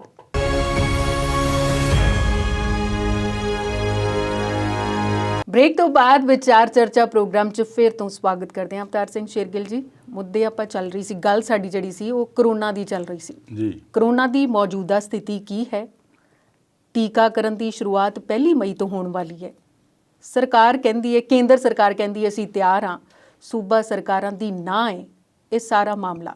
ਦੇਖੋ ਪਹਿਲਾਂ ਤਾਂ ਮੇਰਾ ਇਰਾਦਾ ਸੀਗਾ ਵੀ ਕਰੋਨਾ ਦੇ ਨਾਂ ਹੀ ਗੱਲ ਕਰੀਏ ਕਿਉਂ? ਕਿਉਂਕਿ ਰੌਲਾ ਬਹੁਤ ਪਾਉਣੇ ਸਾਡੇ ਵਰਗੇ ਪਤਾ ਨਹੀਂ ਮੇਰੇ ਵਰਗੇ ਹੋਰ ਵੀ ਕਈ ਹੋਣੇ ਆ ਵੀ ਕਰੋਨਾ ਦੇ ਵਿੱਚ ਸਰਕਾਰ ਨਾਕਾਮ ਰਹੀ ਸਰਕਾਰ ਫੇਲ ਹੋ ਗਈ ਸਰਕਾਰ ਨੇ ਉਹ ਨਹੀਂ ਕੀਤਾ ਪਰ ਸਰਕਾਰ ਦੇ ਕੰਨਾਂ ਤੇ ਜੂੰ ਤੱਕ ਨਹੀਂ ਸਰਕਦੀ ਤਾਂ ਫਿਰ ਮੈਨੂੰ ਲੱਗਦਾ ਸੀ ਵੀ ਨਾ ਹੀ ਰੌਲਾ ਪਾਈਏ ਚੰਗੀ ਗੱਲ ਹੈ ਪਰ ਫਿਰ ਵੀ ਸਾਡਾ ਫਰਜ਼ ਬਣਦਾ ਲੋਕਾਂ ਨੂੰ ਇਹਦੇ ਪ੍ਰਤੀ ਜਾਗਰੂਕ ਕਰਨਾ ਵੀ ਸਰਕਾਰਾਂ ਕਿੱਥੇ ਖੜੀਆਂ ਆ ਤੇ ਕੀ ਉਹ ਕਰ ਰਹੀਆਂ ਤੇ ਕਰੋਨਾ ਨਾਲ ਨਜਿੱਠਣ ਲਈ ਉਹਨਾਂ ਦੀ ਕੀ ਤਿਆਰੀ ਹੈਗੀ ਆ ਕਿ ਨਹੀਂ ਹੈਗੀ ਤੇ ਲੋਕਾਂ ਨੂੰ ਹੀ ਆਪਣੇ ਤੌਰ ਤੇ ਤਿਆਰ ਰਹਿਣ ਲਈ ਅਸੀਂ ਵੱਧ ਤੋਂ ਵੱਧ ਜਾਗਰੂਕ ਕਰਦੇ ਹਾਂ। ਮੌਜੂਦਾ ਸਥਿਤੀ ਇਹ ਹੈ ਵੀ ਇਸ ਵੇਲੇ ਜਿਹੜੀ ਅੱਜ ਦੀ ਕਰੋਨਾ ਦੇ ਅੰਕੜਿਆਂ ਦੀ ਗੱਲ ਕਰੀਏ ਤੇ 3,82,000 ਤੋਂ ਪਾਰ ਹੋ ਗਈ ਆ ਜੀ ਔਰ ਹੌਲੀ ਹੌਲੀ ਜਿਵੇਂ ਉਹ ਦੱਸਦੇ ਆ ਮਾਹਰ 5 ਲੱਖ ਵੱਲ ਨੂੰ ਵਧਣੀ ਸ਼ੁਰੂ ਹੋ ਗਈ ਆ ਵੱਧ ਰਹੀ ਆ ਜੀ ਤੇ ਮੌਤਾਂ ਦੀ ਗਿਣਤੀ 35-3600 ਤੋਂ ਪਾਰ ਜਾ ਰਹੀ ਆ ਤੇ ਆਉਣ ਵਾਲੇ ਸਮੇਂ ਦੇ ਵਿੱਚ ਮਾਹਿਰਾਂ ਅਨੁਸਾਰ ਜੋ 5000 ਦੀ ਗਿਣਤੀ ਦੱਸ ਰਹੇ ਆ ਇਹ ਉਧਰ ਨੂੰ ਹੌਲੀ ਹੌਲੀ ਜਾਣੀ ਸ਼ੁਰੂ ਹੋ ਗਈ ਆ। ਸ਼ਮਸ਼ਾਨ ਘਾਟਾਂ ਦੇ ਵਿੱਚ ਹਜੇ ਵੀ 10-12 ਘੰਟਿਆਂ ਦੀ ਉਡੀਕ ਕਰਨੀ ਪੈ ਰਹੀ ਆ ਸੰਸਕਾਰਾਂ ਵਾਸਤੇ ਮਤਲਬ ਉਸ ਸਮੇਂ ਦੌਰਾਨ ਜਿਹਦਾ ਕੋਈ ਆਪਦਾ ਗੁਜ਼ਰ ਗਿਆ ਹੁੰਦਾ ਜਾਂ ਜਿਹਦੀ ਮੌਤ ਹੋ ਗਈ ਹੁੰਦੀ ਆ ਉਹਦੀ ਜਿਹੜੀ ਮਾਨਸਿਕ ਦਸ਼ਾ ਦੀ ਪੀੜਾ ਹੁੰਦੀ ਆ ਉਹ ਸੋਚਿਆ ਹੀ ਬਣਦੀ ਆ ਵੀ ਉਸ ਕੇਸ ਪੀੜਾ ਚੋਂ ਲੰਘ ਰਿਹਾ ਹੁੰਦਾ ਜਿਹਨੂੰ 10 ਘੰਟੇ ਸੰਸਕਾਰ ਲਈ ਵੇਟ ਕਰਨੇ ਪੈ ਜਾਣਾ ਤੇ ਉਹ ਇੱਕ ਕਿਸਮ ਨਾਲ ਉਹ ਪਲ ਪਲ ਉਹਦੀ ਜਿਹੜੀ ਖੁਦ ਦੀ ਮੌਤ ਹੋ ਰਹੀ ਹੁੰਦੀ ਆ ਜਿਹਨੂੰ ਲੈ ਕੇ ਆਇਆ ਹੁੰਦਾ ਸੰਸਕਾਰ ਕਰਨ ਲਈ ਉਹਨੂੰ ਦੇਖ ਦੇਖ ਕੇ ਪਲ ਪਲ ਉਹ ਖੁਦ ਮਰ ਰਿਹਾ ਹੁੰਦਾ ਉਹਦੀ ਮਾਨਸਿਕ ਦਸ਼ਾ ਉਹਦੇ ਆਪਣੇ ਆਪ ਇੱਕ ਕਲਪਨਾ ਕਰਕੇ ਹੀ ਆਪਾਂ ਸੋਚ ਸਕਦੇ ਵੀ ਕਿੱਦਾਂ ਦੀ ਉਹਦੀ ਪੀੜਾ ਹੋਊਗੀ ਪਰ ਸਰਕਾਰਾਂ ਵੀ ਡਰ ਲੱਗਦਾ ਹੈ ਬਹੁਤ ਰੂਹ ਕੰਬਦੀ ਆ ਸੋਚ ਕੇ ਪਰ ਸਰਕਾਰਾਂ ਨੂੰ ਇਹਦੇ ਪ੍ਰਤੀ ਕੋਈ ਵੀ ਮੈਨੂੰ ਲੱਗਦਾ ਫਰਕ ਨਹੀਂ ਹੈ। ਠੀਕ ਹੈ ਇੱਕ ਰਿਪੋਰਟ ਆਈ ਆ ਕਿ ਪ੍ਰਧਾਨ ਮੰਤਰੀ ਮੋਦੀ ਹੁਣਾਂ ਨੇ ਅਪ੍ਰੈਲ ਮਹੀਨੇ ਦੇ ਵਿੱਚ ਹੀ ਕਰੋਨਾ ਨਾਲ ਨਜਿੱਠਣ ਲਈ 21 ਮੀਟਿੰਗਾਂ ਕੀਤੀਆਂ ਮੀਟਿੰਗਾਂ ਕਰੀ ਜਾਓ ਪਰ ਮੀਟਿੰਗਾਂ ਦਾ ਕੋਈ ਅਮਲ ਵੀ ਦਿਸੇ ਸਾਨੂੰ ਕੋਈ ਉਹਦਾ ਹੱਲ ਵੀ ਦਿਸੇ ਜਾਂ ਇਹਦੇ ਪ੍ਰਤੀ ਕੀ ਕੰਮ ਕਰ ਰਹੇ ਆ ਕੀ ਨਹੀਂ ਮੀਟਿੰਗਾਂ ਹੀ ਕਰੀ ਜਾਓਗੇ ਤੇ ਇਸ ਸਥਿਤੀ ਨੂੰ ਕਾਬੂ ਕਰਨ ਲਈ ਕੀ ਹੋ ਰਿਹਾ ਇਹ ਕੁਝ ਨਹੀਂ ਹਜੇ ਪਤਾ ਲੱਗ ਰਿਹਾ। ਹੁਣ ਤਾਂ ਜਿਹਨੂੰ ਕਹਿੰਦੇ ਹੁੰਦੇ ਨੇ ਵੀ ਕੌਮਾਂਤਰੀ ਬੇਇੱਜ਼ਤੀ ਹੋਣ ਵਾਲੀ ਗੱਲ ਹੋ ਗਈ ਆ। ਮੈਂ ਉੱਥੇ ਹੀ ਆਣ ਲੱਗੀ ਸੀ ਟਾਈਮ ਮੈਗਜ਼ੀਨ ਨੇ ਕਵਰ ਪੇਜ ਤੇ ਇੱਕ ਫੋਟੋ ਲਾਈ ਹੈ। ਬਿਲਕੁਲ ਜੀ ਇਹ ਇਕੱਲਾ ਟਾਈਮ ਮੈਗਜ਼ੀਨ ਹੀ ਨਹੀਂ ਜਿੰਨਾ ਵਿਦੇਸ਼ੀ ਮੀਡੀਆ ਆ ਚਾਹੇ ਉਹ ਨਿਊਯਾਰਕ ਟਾਈਮਸ ਆ ਚਾਹੇ ਵਾਸ਼ਿੰਗਟਨ ਪੋਸਟ ਆ ਚਾਹੇ ਗਾਰਡੀਅਨ ਆ ਜਿੰਨੇ ਵੀ ਅਖਬਾਰਾਂ ਆ ਫਰਾਂਸ ਦੀਆਂ ਆ ਰੂਸ ਦੀਆਂ ਆ ਉਹਨਾਂ ਨੇ ਇੱਕੋ ਹੀ ਗੱਲ ਕਹੀ ਆ ਵੀ ਜਿਹੜੀ ਗੌਰਮੈਂਟ ਆਫ ਇੰਡੀਆ ਨਾਕਾਮ ਰਹੀ ਆ ਇੰਡੀਆ ਇਨ ਕ੍ਰਾਈਸਿਸ ਆ ਗੰਭੀਰ ਸੰਕਟ ਚੋਂ ਲੰਘ ਰਿਹਾ ਆ। ਪ੍ਰਧਾਨ ਮੰਤਰੀ ਹੋਰਾਂ ਨੇ ਜਾਂ ਸਰਕਾਰ ਨੇ ਇਹਦੇ ਪ੍ਰਤੀ ਪਹਿਲਾਂ ਗੰਭੀਰਤਾ ਨਹੀਂ ਸੋਚੀ ਜਾਂ ਗੰਭੀਰ ਹੋ ਕੇ ਨਹੀਂ ਵਿਚਾਰਿਆ ਜਿਸ ਕਰਕੇ ਭਾਰਤ ਦੀ ਇਸ ਵੇਲੇ ਜੋ ਦਸ਼ਾ ਹੋ ਗਈ ਆ ਉਹ ਬਹੁਤ ਭਿਆਨਕ ਹੈ। ਮਤਲਬ ਕਹਿਣ ਦਾ ਮੈਂ ਪਹਿਲਾਂ ਸ਼ਬਦ ਵਰਤਿਆ ਵੀ ਕੌਮਾਂਤਰੀ ਬੇਇੱਜ਼ਤੀ ਵਾਲੀ ਗੱਲ ਹੋ ਗਈ ਆ। ਹੁਣ ਜਿਹੜੀ ਸਾਡੇ ਆਗੂ ਕਹਿੰਦੇ ਸੀਗੇ ਵੀ ਸਾਡੀ ਅਕਸ ਨੂੰ ਢਾਹ ਲੱਗ ਰਿਹਾ ਸਾਡੀ ਇਮੇਜ ਖਰਾਬ ਹੋ ਰਹੀ ਆ ਹੁਣ ਕਿਉਂ ਚੁੱਪ ਆ ਹੁਣ ਕਿਉਂ ਨਹੀਂ ਉਹਨਾਂ ਵਿਦੇਸ਼ੀ ਮੀਡੀਆ ਵਾਲਿਆਂ ਦਾ ਮੂੰਹ ਬੰਦ ਕਰਦੇ ਵੀ ਸਾਡਾ ਆਪਣਾ ਅੰਦਰੂਨੀ ਮਾਮਲਾ ਬਾਈ ਤੁਸੀਂ ਕਿਉਂ ਵਿੱਚ ਦਖਲ ਦਿੰਦੇ ਆ ਸਾਡੀ ਇਮੇਜ ਕਿਉਂ ਖਰਾਬ ਕਰਦੇ ਆ। ਨਹੀਂ ਹੁਣ ਤਾਂ ਆਕਸੀਜਨ ਇਧਰੋਂ ਵੀ ਆਣ ਦਿਓ ਜਿਹੜੇ ਦੇਸ਼ਾਂ ਨਾਲ ਸਾਡਾ ਬੋਲਚਾਲ ਵੀ ਨਹੀਂ ਉਹਨਾਂ ਕੋਲ ਵੀ ਮਦਦਦਾਰੀ ਸਾਡੀ। ਮੈਂ ਉਹੀ ਕਹਿੰਦਾ ਵੀ ਜਾਂ ਤਾਂ ਉਹਨਾਂ ਦਾ ਮੂੰਹ ਬੰਦ ਕਰੋ ਤਾਂ ਜਾਂ ਫਿਰ ਆਪ ਦਾ ਸੁਧਾਰ ਕਰੋ ਵੀ ਸਾਡੀ ਇਮੇਜ ਇਹ ਖਰਾਬ ਹੋ ਰਹੀ ਆ। ਜਦੋਂ ਕਿਸੇ ਹੋਰ ਮਾਮਲੇ 'ਚ ਅਗਲਾ ਕੋਈ ਦਖਲ ਦਿੰਦਾ ਸੀ ਤਾਂ ਸਾਡੇ ਕਹਿੰਦੇ ਸਾਡੀ ਇਮੇਜ ਖਰਾਬ ਕਰਦੇ ਆ। ਨਾ ਤਾਂ ਹੁਣ ਬਾਲੀਵੁੱਡ ਵਾਲਾ ਕੋਈ ਬੋਲਦਾ ਨਾ ਤਾਂ ਕੋਈ ਕ੍ਰਿਕਟਰ ਲੱਭਦਾ ਵੀ ਇਸ ਗੱਲ ਨੂੰ ਬੋਲਣ ਲਈ ਵੀ ਸਾਡੇ ਦੇਸ਼ 'ਚ ਕਿਉਂ ਦਖਲ ਦਿੰਦੇ ਆ ਤੇ ਨਾ ਹੀ ਹੁਣ ਇਹ ਕਰੋਨਾ ਨੂੰ ਕਹਿ ਸਕਦੇ ਭਾਈ ਸਾਡੀ ਤੂੰ ਇਮੇਜ ਖਰਾਬ ਕਰੀ ਜਾਂਦਾ ਯਾਰ ਕਰੋਨਾ ਨੂੰ ਵੀ ਕਹਿ ਦਿਓ ਵੀ ਘੱਟੋ ਘੱਟ ਜੇ ਤੁਹਾਡੀ ਸੁਣਦਾ ਆ ਵੀ ਤੂੰ ਸਾਡੀ ਯਾਰ ਇਮੇਜ ਸਾਰੀ ਦੁਨੀਆ 'ਚ ਖਰਾਬ ਕਰ ਦਿੱਤੀ। ਇਹ ਬਹੁਤ ਹੀ ਭਿਆਨਕ ਦ੍ਰਿਸ਼ ਆ ਕਹਿਣ ਨੂੰ ਸਾਡੇ ਲਈ ਬਹੁਤ ਸੌਖਾ ਆ ਜੋ ਅਸੀਂ ਵਿਚਾਰ ਕਰ ਲੈਂਦੇ ਆ ਬੋਲ ਲੈਂਦੇ ਆ ਠੀਕ ਆ ਸਾਡੇ ਗੱਲਾਂ ਬਾਤਾਂ ਕਰਨ ਦਾ ਲੋਕਾਂ ਨੂੰ ਜਾਗਰੂਕ ਕਰਨ ਦਾ ਲੋਕਾਂ ਤੱਕ ਗੱਲ ਪਹੁੰਚਾਉਣ ਦਾ ਇੱਕ ਜਿੰਮਾ ਹੈਗਾ ਜ਼ਰੂਰੀ ਆ ਪਰ ਇਹ ਗੱਲਾਂ ਕਹਿਣੀਆਂ ਸੌਖੀਆਂ ਆ ਪਰ ਜਦੋਂ ਇਹਦੇ ਬਾਰੇ ਸੋਚਦੇ ਆ ਤੇ ਬਹੁਤ ਹੀ ਭਿਆਨਕ ਦ੍ਰਿਸ਼ ਸਾਨੂੰ ਜਿਹੜੇ ਸਾਹਮਣੇ ਆਉਂਦੇ ਆ। ਜੀ ਇੱਕ ਇੱਕ ਚਿਖਾ ਦੇ ਉੱਤੇ 10-12 ਲਾਸ਼ਾਂ ਦਾ ਇਕੱਠਿਆਂ ਹੀ ਸੰਸਕਾਰ ਹੋ ਰਿਹਾ ਜੀ ਤੇ ਉਸ ਤੋਂ ਵੀ ਵੱਧ ਇੱਕ ਇੱਕ ਐਂਬੂਲੈਂਸਾਂ ਦੇ ਵਿੱਚ 22 23 ਲਾਸ਼ਾਂ ਲੈ ਕੇ ਆ ਰਹੇ ਆ। ਜੀ ਉਸ ਤੋਂ ਵੀ ਗਾਹਾਂ ਭਿਆਨਕ ਜਿਹੜੀ ਕੋਈ ਮਤਲਬ ਇਸ ਤੋਂ ਵੱਧ ਭਿਆਨਕ ਹੋ ਨਹੀਂ ਸਕਦੀ। ਇੱਕ ਬਜ਼ੁਰਗ ਵਿਅਕਤੀ ਉਹਦੀ ਵਾਈਫ ਕਰੋਨਾ ਕਰਕੇ ਡੈਥ ਹੋ ਗਈ, ਕਿਸੇ ਨੇ ਉਹਨੂੰ ਚੱਕਿਆ ਨਹੀਂ, ਲਾਗੇ ਨਹੀਂ ਗਿਆ, ਸਾਈਕਲ ਤੇ ਲਾਸ਼ ਲੈ ਕੇ ਜਾ ਰਿਹਾ ਵਿਚਾਰਾ। ਔਰ ਉਹ ਵੀ ਸਾਈਕਲ ਤੇ ਜਿੱਥੇ ਉਹ ਚੈਨ ਹੁੰਦੀ ਉਹਦੇ ਵਿਚਕਾਰ, ਜਿੱਥੇ ਆਮ ਪਿੰਡਾਂ ਦੇ ਵਿੱਚ ਆਪਾਂ ਆਟੇ ਦੀਆਂ ਬੋਰੀਆਂ ਜਾਂ ਹੋਰ ਕੁਝ ਰੱਖ ਕੇ ਲਿਆਉਂਦੇ ਆ, ਉੱਥੇ ਉਸ ਵਿਅਕਤੀ ਨੇ ਆਪਣੀ ਪਤਨੀ ਦੀ ਲਾਸ਼ ਰੱਖੀ ਹੋਈ ਸੀ। ਇਦੋਂ ਭਿਆਨਕ ਦ੍ਰਿਸ਼ ਕੀ ਹੋ ਸਕਦਾ? ਇਸ ਤੇ ਸਾਡੇ ਦੇਸ਼ ਦੇ ਕੋਈ ਆਗੂ ਨੇ ਕੁਝ ਨਹੀਂ ਕਿਹਾ, ਕਿਉਂਕਿ ਕੋਈ ਨਿੱਕੀ ਜਿਹੀ ਵੀ ਗੱਲ ਹੋਵੇ ਨਾ ਕੋਈ ਵੀ ਤਾਂ ਫਟਾਫਟ ਟਵੀਟ ਹੋ ਜਾਂਦਾ ਹੈ, ਇੰਸਟਾਗ੍ਰਾਮ ਤੇ ਸ਼ੇਅਰ ਹੋ ਜਾਂਦਾ ਹੈ। ਇਸ ਬਾਰੇ ਕੋਈ ਆਗੂ ਨਹੀਂ ਬੋਲਿਆ। ਮੈਂ ਇਸੇ ਕਰਕੇ ਦੱਸ ਰਿਹਾ ਸੀਗਾ ਵੀ ਇਹੋ ਜੀਆਂ ਤਸਵੀਰਾਂ ਵਿਦੇਸ਼ੀ ਮੀਡੀਆ ਦੇ ਵਿੱਚ ਬਹੁਤ ਵੱਡੀਆਂ ਕਰ ਕਰਕੇ ਲੱਗ ਰਹੀਆਂ। ਸਾਡਾ ਸਰਕਾਰ ਪੱਖੀ ਮੀਡੀਆ ਹਾਲੇ ਵੀ ਸਰਕਾਰ ਨੂੰ ਨਹੀਂ ਜਗਾ ਰਿਹਾ ਜੀ। ਉਹ ਹਾਲੇ ਵੀ ਇਹ ਸੋਚ ਰਿਹਾ, ਇਹ ਦੱਸ ਰਿਹਾ ਵੀ ਪ੍ਰਧਾਨ ਮੰਤਰੀ ਸਾਹਿਬ ਬਹੁਤ ਸਰਗਰਮ ਹੈ, ਸਰਕਾਰ ਪੂਰੀ ਵਾਹ ਲਾ ਰਹੀ ਆ। ਕਿੱਥੇ ਲਾ ਰਹੀ ਆ? ਅਸਲ ਸਥਿਤੀ ਕੀ ਆ? ਕਿਉਂ ਇਦਾਂ ਦੇ ਹਾਲਾਤ ਪੈਦਾ ਹੋਏ? ਕਿੱਥੇ ਸਾਡੀ ਗਲਤੀ ਰਹਿ ਗਈ? ਸਰਕਾਰ ਕਿੱਥੇ ਨਾਕਾਮ ਰਹਿ ਗਈ? ਕਿਉਂ ਸਮੇਂ ਸਿਰ ਰਹਿੰਦਿਆਂ ਇਹਨਾਂ ਨੇ ਇਸ ਬਾਰੇ ਸੋਚਿਆ ਕਿਉਂ ਨਹੀਂ? ਕਿੱਥੇ ਗਈ ਸੀ ਸਰਕਾਰ ਉਦੋਂ? ਇਸ ਪ੍ਰਤੀ ਜਿਹੜਾ ਸਰਕਾਰ ਪੱਖੀ ਮੀਡੀਆ ਹਾਲੇ ਵੀ ਵਿਸਲਾ ਆ। ਪਰ ਸ਼ੁਕਰ ਆ ਵਿਦੇਸ਼ੀ ਮੀਡੀਆ ਜਿਹੜਾ ਇਹਨਾਂ ਨੂੰ ਇਸ ਤਰੀਕੇ ਨਾਲ ਜਾਗਰੂਕ ਕਰਦਿਆਂ ਲਾਹਨਤਾਂ ਵੀ ਪਾ ਰਿਹਾ ਤੇ ਲਾਹਨਤਾਂ ਅਦਾਲਤਾਂ ਵੀ ਪਾ ਰਹੀਆਂ। ਫਿਰ ਉਹੀ ਗੱਲ ਉੱਥੇ ਆ ਜਾਂਦੀ ਆ, ਦਿੱਲੀ ਹਾਈ ਕੋਰਟ ਵਰਗੀ ਕਹਿ ਰਹੀ ਆ, ਜੱਜ ਸਾਹਿਬ ਬੜੇ ਭਾਵੁਕ ਹੋ ਕੇ ਕਹਿ ਰਹੇ ਆ ਵੀ ਜਿਸ ਸਟੇਟ ਨੇ ਤੁਹਾਨੂੰ ਆਕਸੀਜਨ ਮੰਗਿਆ ਹੀ ਨਹੀਂ ਉੱਥੇ ਤਾਂ ਤੁਸੀਂ ਹੋਰ ਭਜਾ ਰਹੇ ਆ, ਤੇ ਜਿਹੜਾ ਵਿਚਾਰਾ ਮੰਗ ਕੇ ਅੱਕ ਗਿਆ ਉੱਥੇ ਤੁਸੀਂ ਤੁਹਾਡਾ ਕੋਈ ਹੈ ਹੀ ਨਹੀਂ, ਕਹਿੰਦੇ ਕੋਟਾ ਇੰਨਾ ਸੀਗਾ ਦੇਤਾ ਤੇ ਕੋਟਾ ਵਧਾਉਣਾ ਕਿਹਨੇ ਆ? ਤੇ ਪੰਜਾਬ ਵਰਗਾ ਸਟੇਟ ਕਹਿੰਦਾ ਵੀ ਸਾਨੂੰ ਆਕਸੀਜਨ ਪਲਾਂਟ ਲਾਉਣ ਦੀ ਮਨਜ਼ੂਰੀ ਮੰਗੀ ਆ, ਉਹ ਹਾਲੇ ਤੱਕ ਨਹੀਂ ਮਿਲੀ। ਤੇ ਇਦੋਂ ਵੀ ਵੱਡੀ ਗੱਲ ਹੋਰ ਕੀ ਹੋ ਸਕਦੀ ਆ? ਆਪੇ ਕਰੋਨਾ ਦੇ ਵਿੱਚ ਵੈਕਸੀਨੇਸ਼ਨ ਇੱਕ ਸੰਜੀਵਨੀ ਮੰਨੀ ਗਈ ਆ ਤੇ ਉਸ ਵੈਕਸੀਨੇਸ਼ਨ ਦੇ ਹਜੇ ਤੱਕ ਕੀਮਤਾਂ ਹੀ ਤੈਅ ਨਹੀਂ ਹੋਈਆਂ। ਅੱਜ 3 ਕੀਮਤਾਂ, ਕੱਲ 2 ਰਹਿ ਗਈਆਂ, ਪਰਸੋਂ ਹੋਰ, ਚੌਥ ਨੂੰ ਹੋਰ। ਅੱਜ ਕਹਿ ਰਹੇ ਦੇਖੋ 400 ਤੁਹਾਨੂੰ 600 ਵਾਲੀ 400 ਨੂੰ ਦੇਵਾਂਗੇ ਜੀ। ਕੰਪਨੀਆਂ ਆਪਣੀਆਂ ਕਮਾਈ ਕਰਨ ਦੇ ਹੋੜ 'ਚ ਲੱਗ ਗਈਆਂ। ਸਰਕਾਰ ਉਹਨਾਂ ਨੂੰ ਦਬਕਾ ਨਹੀਂ ਮਾਰ ਸਕਦੀ। ਭਾਈ ਇਹ ਟੀਕਾ ਜਿਹੜਾ ਅਸੀਂ ਜਿੰਨੀ ਮਰਜ਼ੀ ਕੀਮਤ ਦਾ ਹੋਵੇ ਅਸੀਂ ਲਵਾਂਗੇ, ਗਾਂ ਦੇਣਾ ਅਸੀਂ ਫ੍ਰੀ ਦੇਣਾ, ਤੁਹਾਡਾ ਇਹਦੇ 'ਚ ਕੋਈ ਲੇਖਾ ਜੋਖਾ ਨਹੀਂ। ਕਦੇ ਸੁਣਿਆ ਵੀ ਅਮਰੀਕਾ ਦੇ ਵਿੱਚ ਫਾਈਜ਼ਰ ਟੀਕੇ ਦੀ ਕੀਮਤ ਤੇ ਰੌਲਾ ਪਿਆ ਹੋਵੇ? ਕਦੇ ਸੁਣਿਆ ਮੋਡਰਨਾ ਦੇ ਕੋਈ ਕੀਮਤ ਤੇ ਰੌਲਾ ਪਿਆ ਹੋਵੇ? ਪਤਾ ਹੀ ਨਹੀਂ ਕੀਮਤ ਹੈ ਕਿੰਨੀ ਆ। ਇੱਕ ਵਾਰੀ ਸ਼ੁਰੂ 'ਚ ਆਈ ਸੀ ਪਰ ਇੰਨੀ ਕੀਮਤ ਦੀ ਇੰਨੇ ਡਾਲਰ ਦੀ ਮਿਲੂਗੀ, ਉਸ ਤੋਂ ਬਾਅਦ ਮੁੜ ਕੇ ਅੱਜ ਤੱਕ ਕਦੇ ਸੁਣਿਆ ਨਹੀਂ ਉਹਨਾਂ ਦੀ ਗੱਲ ਵੀ ਫਾਈਜ਼ਰ ਦੇ ਵਿੱਚ ਇੰਨੀ ਕੀਮਤ ਕਰਤੀ ਜੀ, ਹੁਣ ਜੇ ਰੌਲਾ ਪੈ ਗਿਆ ਘਟਾਤੀ ਜੀ ਵੀ ਅਸੀਂ ਸਟੇਟਾਂ ਨੂੰ ਇੰਨੀ ਨੂੰ ਦੇਵਾਂਗੇ, ਵਿਦੇਸ਼ਾਂ ਨੂੰ ਇੰਨੇ ਨੂੰ ਦੇਵਾਂਗੇ। ਜਦੋਂ ਇਹਨਾਂ ਨੇ 94 ਮੁਲਕਾਂ ਨੂੰ 6.5 ਕਰੋੜ ਡੋਜ਼ ਭੇਜੇ ਆ, ਕਿਸੇ ਨੂੰ ਪੁੱਛਿਆ ਸੀ ਵੀ ਇਹਨਾਂ ਨੂੰ ਦੇਣੀ ਆ? ਉਹ 150 ਨੂੰ ਦੇਤੀ, 295 ਨੂੰ ਦੇਤੀ, 250 ਨੂੰ ਦੇਤੀ। ਉਹ ਕਿਉਂ ਦਿੱਤੀਆਂ? ਫਿਰ ਦੇਸ਼ ਵਾਸੀਆਂ ਨੂੰ ਦੇਣ ਲਈ ਤੁਹਾਡੀਆਂ ਕੀਮਤਾਂ ਤੈਅ ਹੋ ਰਹੀਆਂ ਤੇ ਜਿੱਥੇ ਵਿਦੇਸ਼ ਭੇਜਣੀ ਸੀ ਉੱਥੇ ਕੋਈ ਕੀਮਤ ਤੈਅ ਨਹੀਂ। ਮੈਂ ਫਿਰ ਉੱਥੇ ਮੁੜ ਕੇ ਆ ਜਾਵਾਂ ਟਾਈਮ ਮੈਗਜ਼ੀਨ ਦੇ ਉੱਤੇ। ਟਾਈਮ ਮੈਗਜ਼ੀਨ ਦੇ ਉੱਤੇ ਲੱਗਣਾ ਇੱਕ ਬਹੁਤ ਹੀ ਦੇਸ਼ ਵਾਸਤੇ ਸ਼ਰਮਨਾਕ ਹੈ ਹੀ। ਜਿਹੜੇ ਦੇਸ਼ ਵਾਸੀ ਵਿਦੇਸ਼ਾਂ 'ਚ ਰਹਿ ਰਹੇ ਆ ਉਹਨਾਂ ਦਾ ਵੀ ਸ਼ਰਮ ਨਾਲ ਸਿਰ ਝੁਕ ਗਿਆ ਹੈ। ਇਸੇ ਟਾਈਮ ਮੈਗਜ਼ੀਨ ਦੇ ਉੱਤੇ ਜੇ ਕਿਤੇ ਬਿਲਕਿਸ ਬਾਨੋ ਦੀ ਫੋਟੋ ਲੱਗ ਜਾਂਦੀ, ਜੇ ਕਿਤੇ ਕਿਸਾਨ ਅੰਦੋਲਨ ਦੀ ਫੋਟੋ ਲੱਗੀ ਹੁੰਦੀ ਤੇ ਹੁਣ ਸਰਕਾਰ ਦੇ ਮੰਤਰੀ ਇਦਾਂ ਉਹਨੂੰ ਪੈ ਜਾਣੇ ਸੀਗੇ ਵੀ ਇਹ ਤੂੰ ਕੀ ਕੀਤਾ, ਅਸੀਂ ਟਾਈਮ ਮੈਗਜ਼ੀਨ ਦੇ ਖਿਲਾਫ ਜਾਵਾਂਗੇ, ਅਸੀਂ ਇਹ ਕਰਾਂਗੇ ਉਹ ਕਰਾਂਗੇ, ਇਹ ਸਾਡੇ ਦੇਸ਼ ਦੇ ਅਕਸ ਨੂੰ ਬਾਹਰ ਖਰਾਬ ਕਰ ਰਹੇ ਆ। ਤੇ ਜਿਹੜੀ ਹੁਣ ਕੁਦਰਤੀ ਫੋਟੋਆਂ ਤਸਵੀਰਾਂ ਆ ਰਹੀਆਂ ਉਹ ਤਾਂ ਸਾਹਮਣੇ ਦਿਖਦੀਆਂ ਹੀ ਆ। ਉਹ ਕਿਹੜਾ ਆਪ ਖਿੱਚ ਕੇ ਲਗਾਏ ਆ?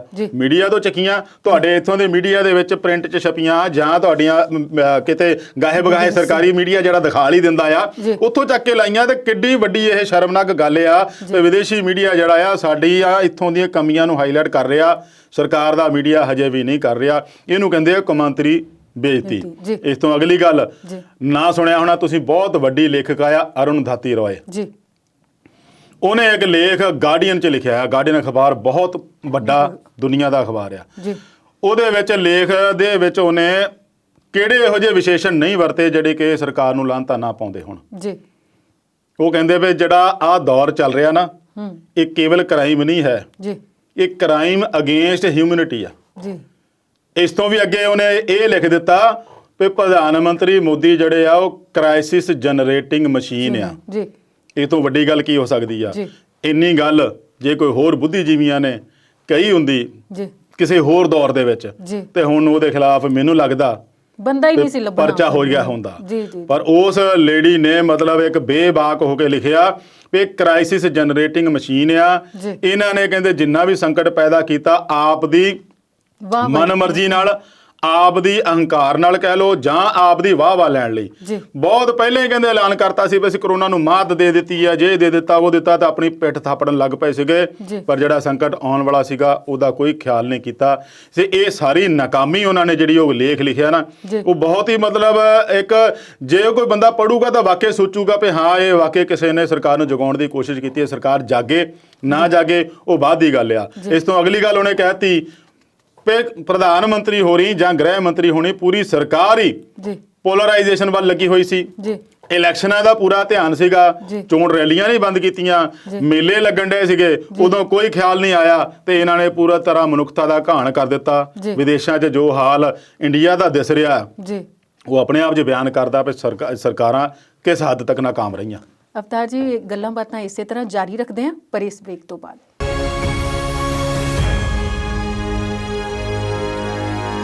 ਵਕਫੇ ਤੋਂ ਬਾਅਦ ਵਿਚਾਰ ਚਰਚਾ ਪ੍ਰੋਗਰਾਮ 'ਚ ਫੇਰ ਤੋਂ ਸਵਾਗਤ ਕਰਦੇ ਹਾਂ। ਤੇ ਸ਼ੇਰਗਿੱਲ ਜੀ ਕਰੋਨਾ ਤੇ ਗੱਲ ਕਰ ਰਹੇ ਸੀ ਤੇ ਕਰੋਨਾ ਦੀ ਗੱਲ ਨੂੰ ਹੀ ਅੱਗੇ ਵਧਾਉਂਦੇ ਹਾਂ, ਟੀਕਾਕਰਨ ਦੀ ਗੱਲ ਕਰਦੇ ਹਾਂ। ਮੈਂ ਇਹਦੇ ਵਿੱਚ ਥੋੜਾ ਜਿਹਾ ਰਹਿੰਦਾ ਸੀ ਆਪਣਾ ਅਰੁੰਧਤੀ ਰਾਏ ਬਾਰੇ ਹੋਰ ਥੋੜਾ ਜ਼ਿਕਰ ਕਰਨਾ ਚਾਹੁੰਦਾ ਪਈ। ਉਹਨਾਂ ਦਾ ਲੇਖ ਬੜਾ ਪ੍ਰਭਾਵਸ਼ਾਲੀ ਆ ਜੀ।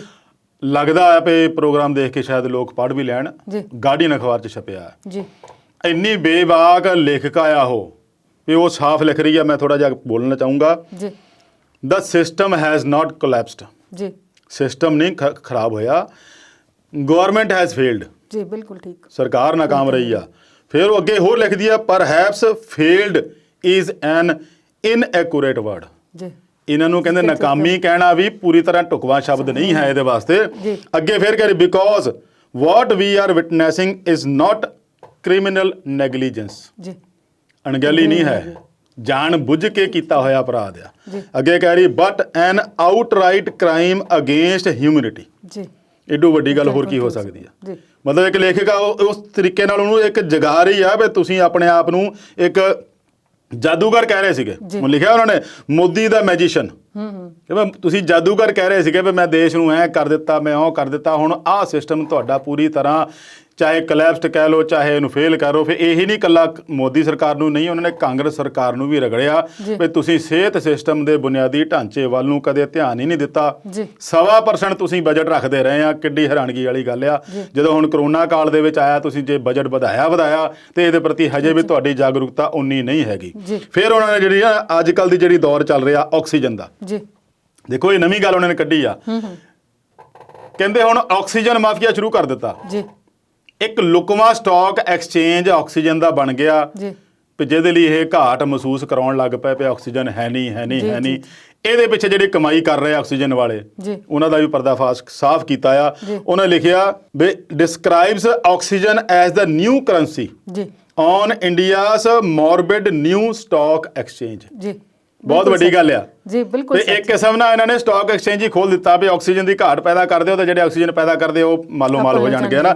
ਤੇ ਅਖੀਰਲਾ ਮੈਂ ਚਲੋ ਬਹੁਤਾ ਪੂਰਾ ਨਹੀਂ ਵੀ ਦਿੰਦੇ ਆ ਤੇ ਜਿੱਥੇ ਕਨਕਲੂਜਨ ਕੀਤਾ ਉਹ ਬੜਾ ਕਮਾਲ ਦਾ ਆ। ਉਹ ਕਹਿੰਦੇ ਆ ਅਰੁੰਧਤੀ ਰਾਏ ਹੋਣੀ ਵੀ ਛੱਡ ਦਿਓ ਤੁਹਾਡਾ ਪ੍ਰਧਾਨ ਮੰਤਰੀ ਸਾਹਿਬ, ਛੱਡ ਦਿਓ ਆਪਣਾ ਹਾਰਡ ਵਰਕ ਜਿਹੜਾ ਤੁਸੀਂ ਕਹਿੰਦੇ ਬਹੁਤ ਮਿਹਨਤ ਕਰਦਾ, ਮੈਂ ਬਹੁਤ ਹਾਰਡ ਵਰਕ ਕਰਦਾ, ਇਹਨੂੰ ਛੱਡ ਦਿਓ ਕਿਰਪਾ ਕਰਕੇ। ਤੇ ਜਿਹੜਾ ਤੁਹਾਡਾ 8500 ਕਰੋੜ ਦਾ ਜਹਾਜ਼ ਲਿਆ ਹੋਇਆ ਨਾ ਉਹਦੇ ਤੇ ਬੈਠ ਕੇ ਤੇ ਲੀਵ ਦਾ ਕੰਟਰੀ। ਇਹੋ ਜੀ ਲੇਖਿਕਾ ਜਿਹਨੇ ਮਤਲਬ ਇਹ ਗਾਰਡੀਅਨ 'ਚ ਛਪਣਾ ਔਰ ਐਡੀ ਵੱਡੀ ਲੇਖਿਕਾ ਦਾ ਲੇਖ ਇਸ ਕਦਰ ਲੱਗਣਾ, ਉਹ ਆਪਣੇ ਆਪ 'ਚ ਸਰਕਾਰ ਨੂੰ ਜੇ ਗੰਭੀਰ ਹੈ ਤਾਂ ਇਹੋ ਜਿਹੇ ਲੇਖ ਉਹਨੂੰ ਪੜ੍ਹ ਕੇ ਗੰਭੀਰਤਾ ਨਾਲ ਸੋਚਣ ਲਈ ਮਜਬੂਰ ਜ਼ਰੂਰ ਕਰੂਗਾ। ਪਰ ਉਹੀ ਆ ਜਾਂਦੀ ਗੱਲ ਵੀ ਜੇ ਸੰਜੀਦਾ ਹੋਣਗੇ ਤਾਂ ਹੀ ਆ। ਪਰ ਇਹ ਤਾਂ ਇੱਕ ਲੇਖ ਆ, ਪਰ ਸਾਡੇ ਵਰਗੇ ਹੋਰ ਬਹੁਤ ਬੁਲਾਰੇ ਇਹੋ ਜਿਹੇ ਹੈਗੇ ਆ ਜਿਹੜੇ ਕਿੰਨੇ ਸਮੇਂ ਤੋਂ ਜਦੋਂ ਦਾ ਇਹ ਦੌਰ ਚੱਲਿਆ ਵੀ ਜਾਂ ਉਹ ਤੋਂ ਪਹਿਲਾਂ ਵੀ ਜਾਗਰੂਕਤਾ ਪੈਦਾ ਕਰਨ ਦੀ ਕੋਸ਼ਿਸ਼ ਕਰ ਰਹੇ ਆ। ਸਰਕਾਰਾਂ ਦਾ ਇੱਧਰ ਧਿਆਨ ਦਿਸਦਾ ਨਹੀਂ ਹੈਗਾ। ਪਰ ਸਲਾਮ ਆ ਅਰੁੰਧਤੀ ਰਾਏ ਨੂੰ ਤੇ ਐਡੀ ਬੇਬਾਕ ਤਰੀਕੇ ਨਾਲ ਸਰਕਾਰ ਦੇ ਪ੍ਰਤੀ ਟਿੱਪਣੀ ਕੀਤੀ ਆ। ਵਾਕਈ ਇਹ ਸਲੂਟ ਬਣਦਾ ਉਹਦੇ। ਤੇ ਸ਼ੇਰਗਿੱਲ ਜੀ ਵੈਸੇ ਸੋਸ਼ਲ ਮੀਡੀਆ ਦਾ ਸਾਨੂੰ ਥੈਂਕਸ ਕਰਨਾ ਚਾਹੀਦਾ ਕਿਉਂਕਿ ਇਹੋ ਜਿਹੀਆਂ ਚੀਜ਼ਾਂ ਲੱਭ ਕੇ ਲਿਆ ਰਿਹਾ ਹੈ। ਉਹਨਾਂ ਨੇ ਵੀ ਤੁਸੀਂ ਆਪਣੀ ਗੱਲ 'ਚ ਜ਼ਿਕਰ ਕੀਤਾ ਕਿ ਆਕਸੀਜਨ ਦਾ ਕਪਲਾ ਚੱਲ ਰਿਹਾ ਹੈ ਜੀ ਬਿਲਕੁਲ ਬਿਲਕੁਲ ਬਹੁਤ ਸਾਰੇ ਹਸਪੀਟਲ ਕਿਸੇ ਨੂੰ ਪਤਾ ਨਹੀਂ ਹੋਣਾ ਕਿ ਇੱਕਦਮ ਆਕਸੀਜਨ ਦੀ ਘਾਟ ਕਿਉਂ ਪੈਦਾ ਹੋ ਗਈ, ਜਿਹਦਾ ਤਾਂ ਪਿਛਲੇ ਸਾਲ ਨਾ ਹੀ ਹੈ ਨਹੀਂ ਸੀ। ਪਿਛਲੇ ਸਾਲ ਵੀ ਤਾਂ ਲੋੜ ਪਈ ਸੀ ਆਕਸੀਜਨ ਦੀ, ਉਦੋਂ ਕਿਉਂ ਨਹੀਂ ਰੌਲਾ ਪਿਆ? ਤੇ ਉਹਨਾਂ ਨੇ ਵੀ ਉਸੇ ਗੱਲ ਨੂੰ ਲੈ ਕੇ ਕੀਤਾ ਵੀ ਜੇ ਹੁਣ ਇੱਕਦਮ ਘਾਟ ਇਹਨਾਂ ਨੇ ਪੈਦਾ ਕਰ ਦਿੱਤੀ, ਇਟ ਮੀਨਸ ਕੋਈ ਨਾ ਕੋਈ ਮਾਫੀਆ ਖੜਾ ਕਰ ਲਿਆ ਹੋਣਾ। ਨਹੀਂ, ਤਰੀਕਾ ਬੜਾ ਸੋਹਣਾ ਉਹਨੂੰ ਤਰੀਕਾ ਵਧੀਆ ਵੀ ਹਾਂ ਵੀ ਆਕਸੀਜਨ ਹੈ ਨਹੀਂ ਜਿੱਥੇ ਲਿਆਉਂਦੇ ਆ। ਪਰ ਫਿਰ ਮੈਂ ਇੱਕ ਗੱਲ ਜੋੜਨਾ ਚਾਹੂੰਗਾ ਨਾਲ, ਬਲਿਹਾਰੇ ਜਾਈਏ ਸਿੱਖ ਕੌਮ ਦੇ, ਸਿੱਖ ਭਾਈਚਾਰੇ ਦੇ, ਜਿਨ੍ਹਾਂ ਨੇ ਸਾਹਾਂ ਲਈ ਵੀ ਲੰਗਰ ਲਾਤਾ। ਸਾਹਾਂ ਦੇ ਮਤਲਬ ਜ਼ਿੰਦਗੀ ਜਿਹੜੀ ਸਾਹਾਂ ਕਰਕੇ ਟੁੱਟ ਰਹੀ ਆ, ਉਸ ਜ਼ਿੰਦਗੀ ਨੂੰ ਵਿੱਚ ਰੂਹ ਭਰਨ ਲਈ ਇਸ ਸਿੱਖ ਕੌਮ ਨੇ ਇੱਕ ਨਵੇਂ ਕਿਸਮ ਦਾ ਜਿਹੜਾ ਲੰਗਰ ਦਾ ਲਾਉਂਦਾ ਹੈ। ਉਹ ਤਾਂ ਇੱਕ ਸਾਡਾ ਰਵਾਇਤ ਹੀ ਆ, ਪਰੰਪਰਾ ਹੀ ਆ ਵੀ ਉਹ ਤੋਂ ਬਿਨਾਂ ਅਸੀਂ ਰਹਿ ਹੀ ਨਹੀਂ ਸਕਦੇ। ਲੰਗਰ ਚਾਹੇ ਕਿਤੇ ਹੋਵੇ, ਚਾਹੇ ਉਹ ਮੌਤ ਦਾ ਤਾਂਡਵ ਆ ਜਾਵੇ, ਚਾਹੇ ਭਿਆਨਕ ਤਬਾਹੀ ਆ ਜਾਵੇ, ਉੱਥੇ ਲੰਗਰ ਤਾਂ ਸਿੱਖ ਕੌਮ ਦਾ ਪਹਿਲਾਂ ਪਹੁੰਚਦਾ। ਪਰ ਇੱਕ ਨਵੀਂ ਪਿਰਤ ਜਿਹੜੀ ਪੈ ਗਈ ਆ, ਆਕਸੀਜਨ ਦਾ ਲੰਗਰ ਆ, ਉਹ ਮੈਨੂੰ ਲੱਗਦਾ ਵੀ ਸਰਕਾਰੀ ਮੀਡੀਆ ਨੂੰ ਛੱਡ ਕੇ ਬਾਕੀ ਚੈਨਲ ਜਿਹੜੇ ਆ ਉਹ ਇਸ ਕਦਰ ਇਹਨੂੰ ਹਾਈਲਾਈਟ ਕਰ ਰਹੇ ਆ ਵੀ ਇਹ ਸਿੱਖ ਕੌਮ ਹੀ ਹੈ, ਜਿਹਦੇ ਤੋਂ ਜਿੱਦਾਂ ਦਾ ਮਰਜ਼ੀ ਲੰਗਰ ਲਵਾ ਲਓ ਔਰ ਉਹ ਵੀ ਫ੍ਰੀ ਆਫ ਕਾਸਟ। ਤੇ ਉਹਨਾਂ ਨੇ 2 ਗੁਰਦੁਆਰੇ ਦਿੱਲੀ ਵਾਲੇ ਫਿਲਹਾਲ ਉਹਨਾਂ ਨੇ ਇੱਕ ਮੀਡੀਆ ਚੈਨਲ ਨੇ ਦਿਖਾਲੇ ਸੀਗੇ ਤੇ ਉੱਥੇ ਆਕਸੀਜਨ ਉਹ ਆਪ ਉਹ ਕਹਿੰਦੇ ਸਾਨੂੰ ਵੀ ਰੁਕਾਵਟਾਂ ਆ ਰਹੀਆਂ ਕਿੱਥੋਂ ਲੈ ਕੇ ਆਉਣ ਨੂੰ, ਪੁਲਿਸ ਵਾਲੇ ਰਸਤੇ 'ਚ ਜ਼ਬਤ ਕਰ ਲੈਂਦੇ ਆ। ਦੇਖੋ ਹੈਰਾਨੀ ਵਾਲੀ ਗੱਲ ਆ, ਜਿਸ ਬੰਦੇ ਨੇ ਜਾ ਕੇ ਫ੍ਰੀ ਆਫ ਕਾਸਟ ਵੰਡਣਾ ਆ, ਲੰਗਰ ਲਾਉਣਾ ਆ, ਉਹਨੂੰ ਵੀ ਇਹ ਸਰਕਾਰਾਂ ਲਾਉਣ ਨਹੀਂ ਦੇ ਰਹੀਆਂ ਵੀ ਭਾਈ ਤੂੰ ਸਾਡੇ ਨਾਲੋਂ ਨੰਬਰ ਅੱਗੇ ਲੈ ਜਾਊਗਾ। ਸਿੱਖ ਕੌਮ ਨੂੰ ਨੰਬਰ ਦੀ ਲੋੜ ਨਹੀਂ ਹੈਗੀ, ਸਿੱਖ ਕੌਮ ਨੰਬਰਾਂ ਤੋਂ ਬਹੁਤ ਗਾਹਾਂ ਲੰਘ ਗਈ ਆ। ਉਹ ਤਾਂ ਇੱਕ ਸੇਵਾ ਭਾਵਨਾ ਨਾਲ ਕੰਮ ਕਰਦੀ ਆ ਔਰ ਇਹ ਮਨੁੱਖਤਾ ਦੀ ਸੇਵਾ ਜੇ ਇਦਾਂ ਹੁੰਦੀ ਆ ਤਾਂ ਹੀ ਮਨੁੱਖਤਾ ਜਿਉਂਦੀ ਆ। ਔਰ ਆਉਂਦੇ ਸਮੇਂ ਦੇ ਵਿੱਚ ਵੀ ਇਹ ਸਿੱਖ ਕੌਮ ਜਿੰਦੋਂ ਤੱਕ ਹੈਗੀ ਆ, ਇਹ ਮਨੁੱਖਤਾ ਦੀ ਸੇਵਾ ਚੱਲਦੀ ਰਹੂਗੀ। ਉਹ 2 ਗੁਰਦੁਆਰਿਆਂ ਦੇ ਵਿੱਚ ਇਹ ਨਹੀਂ ਵੀ ਉਹਨਾਂ ਨੇ ਕਿਹਾ ਤੁਸੀਂ ਲੰਗਰ ਆਕਸੀਜਨ ਲੈ ਕੇ ਆਏ ਜਾਂ ਲੈ ਜਾਓ ਜਾਂ ਭਰਾ ਲਓ, ਕੋਈ ਗੱਲ ਨਹੀਂ, ਗੱਡੀ 'ਚ ਲੈ ਆਓ ਮਰੀਜ਼। ਕਰੋਨਾ ਪੀੜਤ ਮਰੀਜ਼ ਗੱਡੀ 'ਚ ਲੈ ਕੇ ਆਉਂਦੇ ਆ, ਉੱਥੇ ਹੀ ਉਹਨਾਂ ਨੂੰ ਆਕਸੀਜਨ ਲਾਉਂਦੇ ਆ, ਆਪ ਕਿੱਟਾਂ ਪਾਈਆਂ, ਆਪਣਾ ਵੀ ਖਿਆਲ ਰੱਖਦੇ ਆ, ਉੱਥੇ ਹੀ ਉਹਨਾਂ ਨੂੰ ਆਕਸੀਜਨ ਦੀ ਦਿੱਤੀ ਜਾਂਦੀ ਆ ਜਿੰਨਾ ਚਿਰ ਮਰਜ਼ੀ। ਫਿਰ ਅਗਲੀ ਗੱਲ ਉਹਨਾਂ ਨੇ ਨਾਲ ਠੀਕ ਆ ਪ੍ਰੋਪਰ ਤਰੀਕੇ ਨਾਲ ਚੱਲਦੇ ਆ ਪ੍ਰੋਸੈਸ, ਆਪਣਾ ਆਧਾਰ ਕਾਰਡ ਵੀ ਦੇਖਦੇ ਆ, ਮਰੀਜ਼ ਵੀ ਦੇਖਦੇ ਆ, ਵੀ ਕਰੋਨਾ ਪੋਜ਼ਿਟਿਵ ਦੀ ਰਿਪੋਰਟ ਵੀ ਦੇਖਦੇ ਆ। ਨਾਲ ਉਹ ਕਹਿੰਦੇ ਆ ਵੀ ਵੱਡੇ ਸਿਲੰਡਰ ਅਸੀਂ ਭਰਾ ਕੇ ਲੈ ਕੇ ਆਉਂਦੇ ਆ, ਕੋਈ ਚੰਡੀਗੜ੍ਹੋਂ, ਕੋਈ ਦੇਹਰਾਦੂਨ ਤੋਂ, ਕੋਈ ਕਿਤੇੋਂ ਲਿਆ ਕੇ ਉਹਨਾਂ ਨੂੰ ਛੋਟੇ ਸਿਲੰਡਰ ਦਿੰਦੇ ਆ, ਭਾਈ ਲੈ ਜਾਓ ਜਿੰਨੀ ਲੋੜ ਆ ਉਨੀ ਲੈ ਕੇ ਜਾਓ, ਖਰਾਬ ਨਾ ਕਰਿਓ। ਤੇ ਜੇ ਇਹੋ ਜਿਹੇ ਬੰਦੇ ਇਹ ਕੌਮ ਜਿਹੜੀ ਆ ਫ੍ਰੀ ਦੇ ਸਕਦੀ ਤੇ ਸਰਕਾਰਾਂ ਕੋਲ ਤਾਂ ਵੈਸੇ ਘੱਟ ਨਹੀਂ ਹੋਣੀ ਚਾਹੀਦੀ ਆ। ਤੇ ਅਰੁੰਧਤੀ ਰੋਏ ਵਾਲਾ ਜਿਹੜਾ ਇਹ ਟਿੱਪਣੀ ਆ, ਇੱਥੇ ਆ ਕੇ ਸਾਨੂੰ ਲੱਗਦਾ ਵੀ ਇਹ ਕਿਤੇ ਨਾ ਕਿਤੇ ਇਹਦੇ ਵਿੱਚ ਕਾਲਾ ਮਲਾ ਜ਼ਰੂਰ ਹੈਗਾ ਆ। ਜੀ, ਤੇ ਗੱਲ ਕਰੀਏ ਟੀਕਾਕਰਨ ਦੀ, 1 ਮਈ ਤੋਂ 18 ਤੋਂ ਉੱਪਰ ਵਾਲਿਆਂ ਨੂੰ ਟੀਕਾ ਲੱਗਣਾ। ਟੀਕਾ ਤਾਂ ਹੈ ਨਹੀਂ ਤੇ ਸਰਕਾਰ ਟੀਕਾਕਰਨ ਕਿਵੇਂ ਚਲਾਏਗੀ? ਬਿਲਕੁਲ ਜੀ, ਜਿਹੜੀ 1 ਮਈ ਤੋਂ ਸ਼ੁਰੂ ਹੋਣਾ ਆ, ਇਹ ਬਹੁਤ ਵੱਡੇ ਪੱਧਰ ਤੇ ਪ੍ਰੋਗਰਾਮ ਕਰ ਦਿੱਤਾ ਕਿਉਂਕਿ 18+ ਵਾਲੇ ਜਿਹੜੇ ਵਰਗ ਦੇ ਲੋਕ ਆ ਉਹਦੀ ਗਿਣਤੀ ਬਹੁਤ ਜ਼ਿਆਦਾ ਆ। ਪ੍ਰੋਡਕਸ਼ਨ ਇਹਨਾਂ ਦੀ ਹੈ ਨਹੀਂ, ਟੀਕਾ ਹੈ ਨਹੀਂ। ਆਪ ਦੱਸ ਰਹੇ ਪਏ 1 ਕਰੋੜ ਡੋਜ਼ ਆ ਵੱਖ-ਵੱਖ ਸਟੇਟਾਂ 'ਚ, ਅੰਕੜੇ ਵੀ ਜਾਰੀ ਕਰ ਦਿੱਤੇ, ਕਿਸੇ ਕੋਲ 5 ਲੱਖ ਆ, ਕਿਸੇ ਕੋਲ 10 ਲੱਖ ਆ। ਪਰ 5-6 ਰਾਜ ਇਹੋ ਜਿਹੇ ਆ, ਜੇ ਆਪਾਂ ਸਿਆਸਤ ਵੱਲੋਂ ਦੇਖੋ ਤਾਂ ਉਹ ਕਾਂਗਰਸ ਸ਼ਾਸਤ ਰਾਜ ਆ, ਜਿਨ੍ਹਾਂ 'ਚ ਪੰਜਾਬ ਵੀ ਆਉਂਦਾ ਆ। ਉਹਨਾਂ ਨੇ ਤਾਂ ਸਾਫ਼ ਹੱਥ ਖੜੇ ਕਰ ਦਿੱਤੇ ਵੀ ਸਾਡੇ ਕੋਲ ਟੀਕਾ ਹੈ ਨਹੀਂ ਤਾਂ ਪਹਿਲੀ ਤੋਂ ਇਸ ਮੁਹਿੰਮ ਨੂੰ ਸ਼ੁਰੂ ਕਰਨਾ ਮੁਸ਼ਕਲ ਹੋ ਜਾਊਗਾ। ਤੇ ਇਹੋ ਜਿਹੇ ਹਾਲਾਤ ਵਿੱਚ ਜਦੋਂ ਤੁਹਾਡੇ ਕੋਲ ਟੀਕਾ ਹੈ ਨਹੀਂ, ਤੁਸੀਂ ਉਹਨੂੰ ਕਹਿ ਰਹੇ ਪਹਿਲੀ ਤੋਂ, ਬੇਸ਼ੱਕ ਉਹ ਕਿਸੇ ਦੇ ਦਬਾਅ ਹੇਠ ਹੀ ਉਹਨਾਂ ਨੇ ਸ਼ੁਰੂ ਕੀਤਾ।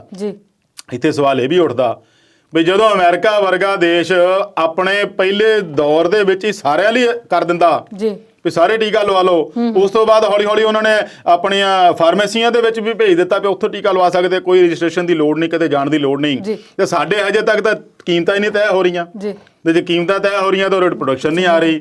ਤੇ ਪ੍ਰੋਡਕਸ਼ਨ ਦੇ ਵਿੱਚ ਵੀ ਹਜੇ ਲੱਗਦਾ ਵੀ ਉਹ ਕੱਲ੍ਹ ਦੀ ਗੱਲ ਆ, ਮੈਂ ਪੜ੍ਹਿਆ ਕਿਤੇ ਵੀ ਸੀਰਮ ਵਾਲਿਆਂ ਦਾ ਜਿਹੜਾ ਆ ਉਹ ਮੇਰੇ ਖਿਆਲ 5 ਮਿਲੀਅਨ ਸ਼ਾਇਦ ਕਿਹਾ ਉਹਨੇ, ਤੇ 50 ਲੱਖ ਡੋਜ਼ ਦੀ ਉਹਦੀ ਜਿਹੜੀ ਸਮਰੱਥਾ ਆ ਉਹ ਹੁਣ ਵਧਾਵਾਂਗੇ। ਬਾਇਓਟੈਕ ਵਾਲਿਆਂ ਦੀ ਸੀਗੀ ਸਮਰੱਥਾ ਸ਼ਾਇਦ 10 ਲੱਖ ਕਿਹਾ ਜਾਂ 20 ਲੱਖ ਕਿਹਾ, ਕੁਛ ਇਦਾਂ ਦਾ ਹੈਗਾ ਅੰਕੜਾ, ਉਹਦਾ ਪੂਰੀ ਤਰ੍ਹਾਂ ਨਹੀਂ ਮੇਰੇ ਤੋਂ ਧਿਆਨ ਦੇ ਹੋਇਆ। ਉਹ ਅੰਕੜਾ ਹੁਣ ਵਧਾਉਣ ਲੱਗੇ ਆ।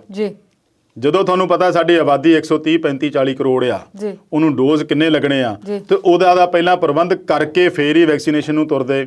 ਹੁਣ ਜਦੋਂ ਰੌਲਾ ਪੈਣ ਲੱਗ ਪਿਆ ਸੀਗਾ ਵੀ ਨਹੀਂ 18+ ਵਾਲੇ ਜ਼ਿਆਦਾ ਵਲਨਰੇਬਲ ਆ, ਕਰੋਨਾ ਨੂੰ ਪੀੜਤ ਹੋ ਜਾਂਦੇ ਕਿਉਂਕਿ ਘਰ ਬੈਠ ਨਹੀਂ ਸਕਦੇ, ਤੇ ਉਹਨਾਂ ਨੂੰ ਚਾਹੀਦਾ ਟੀਕਾ ਲੱਗਣਾ। ਸਰਕਾਰਾਂ ਨੇ, ਰਾਜ ਸਰਕਾਰਾਂ ਨੇ ਬਹੁਤ ਮੰਗ ਕੀਤੀ, ਤੇ ਉਹਨਾਂ ਦੇ ਦਬਾਅ ਹਟਾ ਕੇ ਠੀਕ ਹੈ ਤੁਸੀਂ ਇਹ ਐਲਾਨ ਕਰ ਦਿੱਤਾ, ਇਸ ਤੋਂ ਪਹਿਲਾਂ ਵੀ ਕਰਨਾ ਚਾਹੀਦਾ ਸੀ।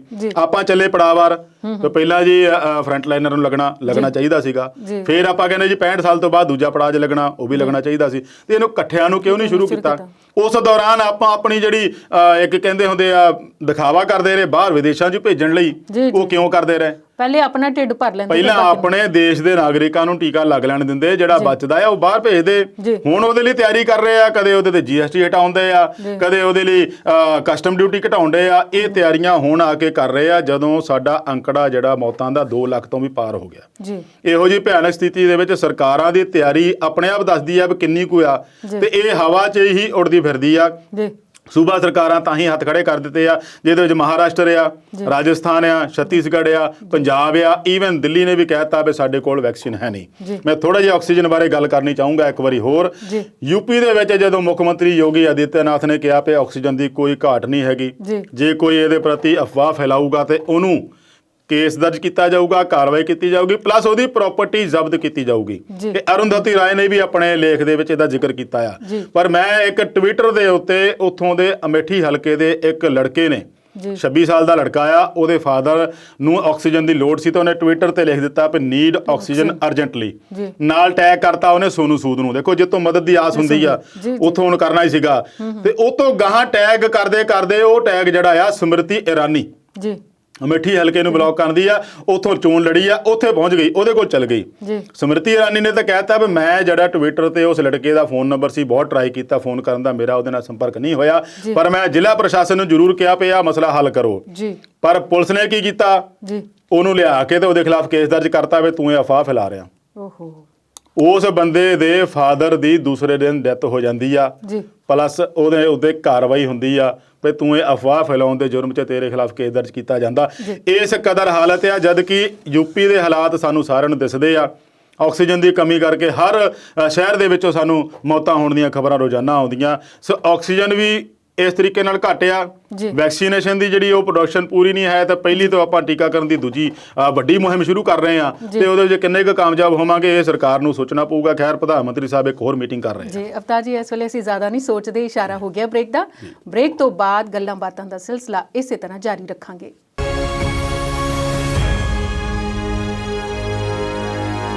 ਬ੍ਰੇਕ ਤੋਂ ਬਾਅਦ ਵਿਚਾਰ ਚਰਚਾ ਪ੍ਰੋਗਰਾਮ ਦੇ ਆਖਰੀ ਹਿੱਸੇ 'ਚ ਸਵਾਗਤ ਕਰਦੇ ਹਾਂ। ਤੇ ਸ਼ੇਰਗਿੱਲ ਜੀ, ਆਪਾਂ ਕਰੋਨਾ ਤੇ ਚਰਚਾ ਕਰ ਰਹੇ ਸੀ।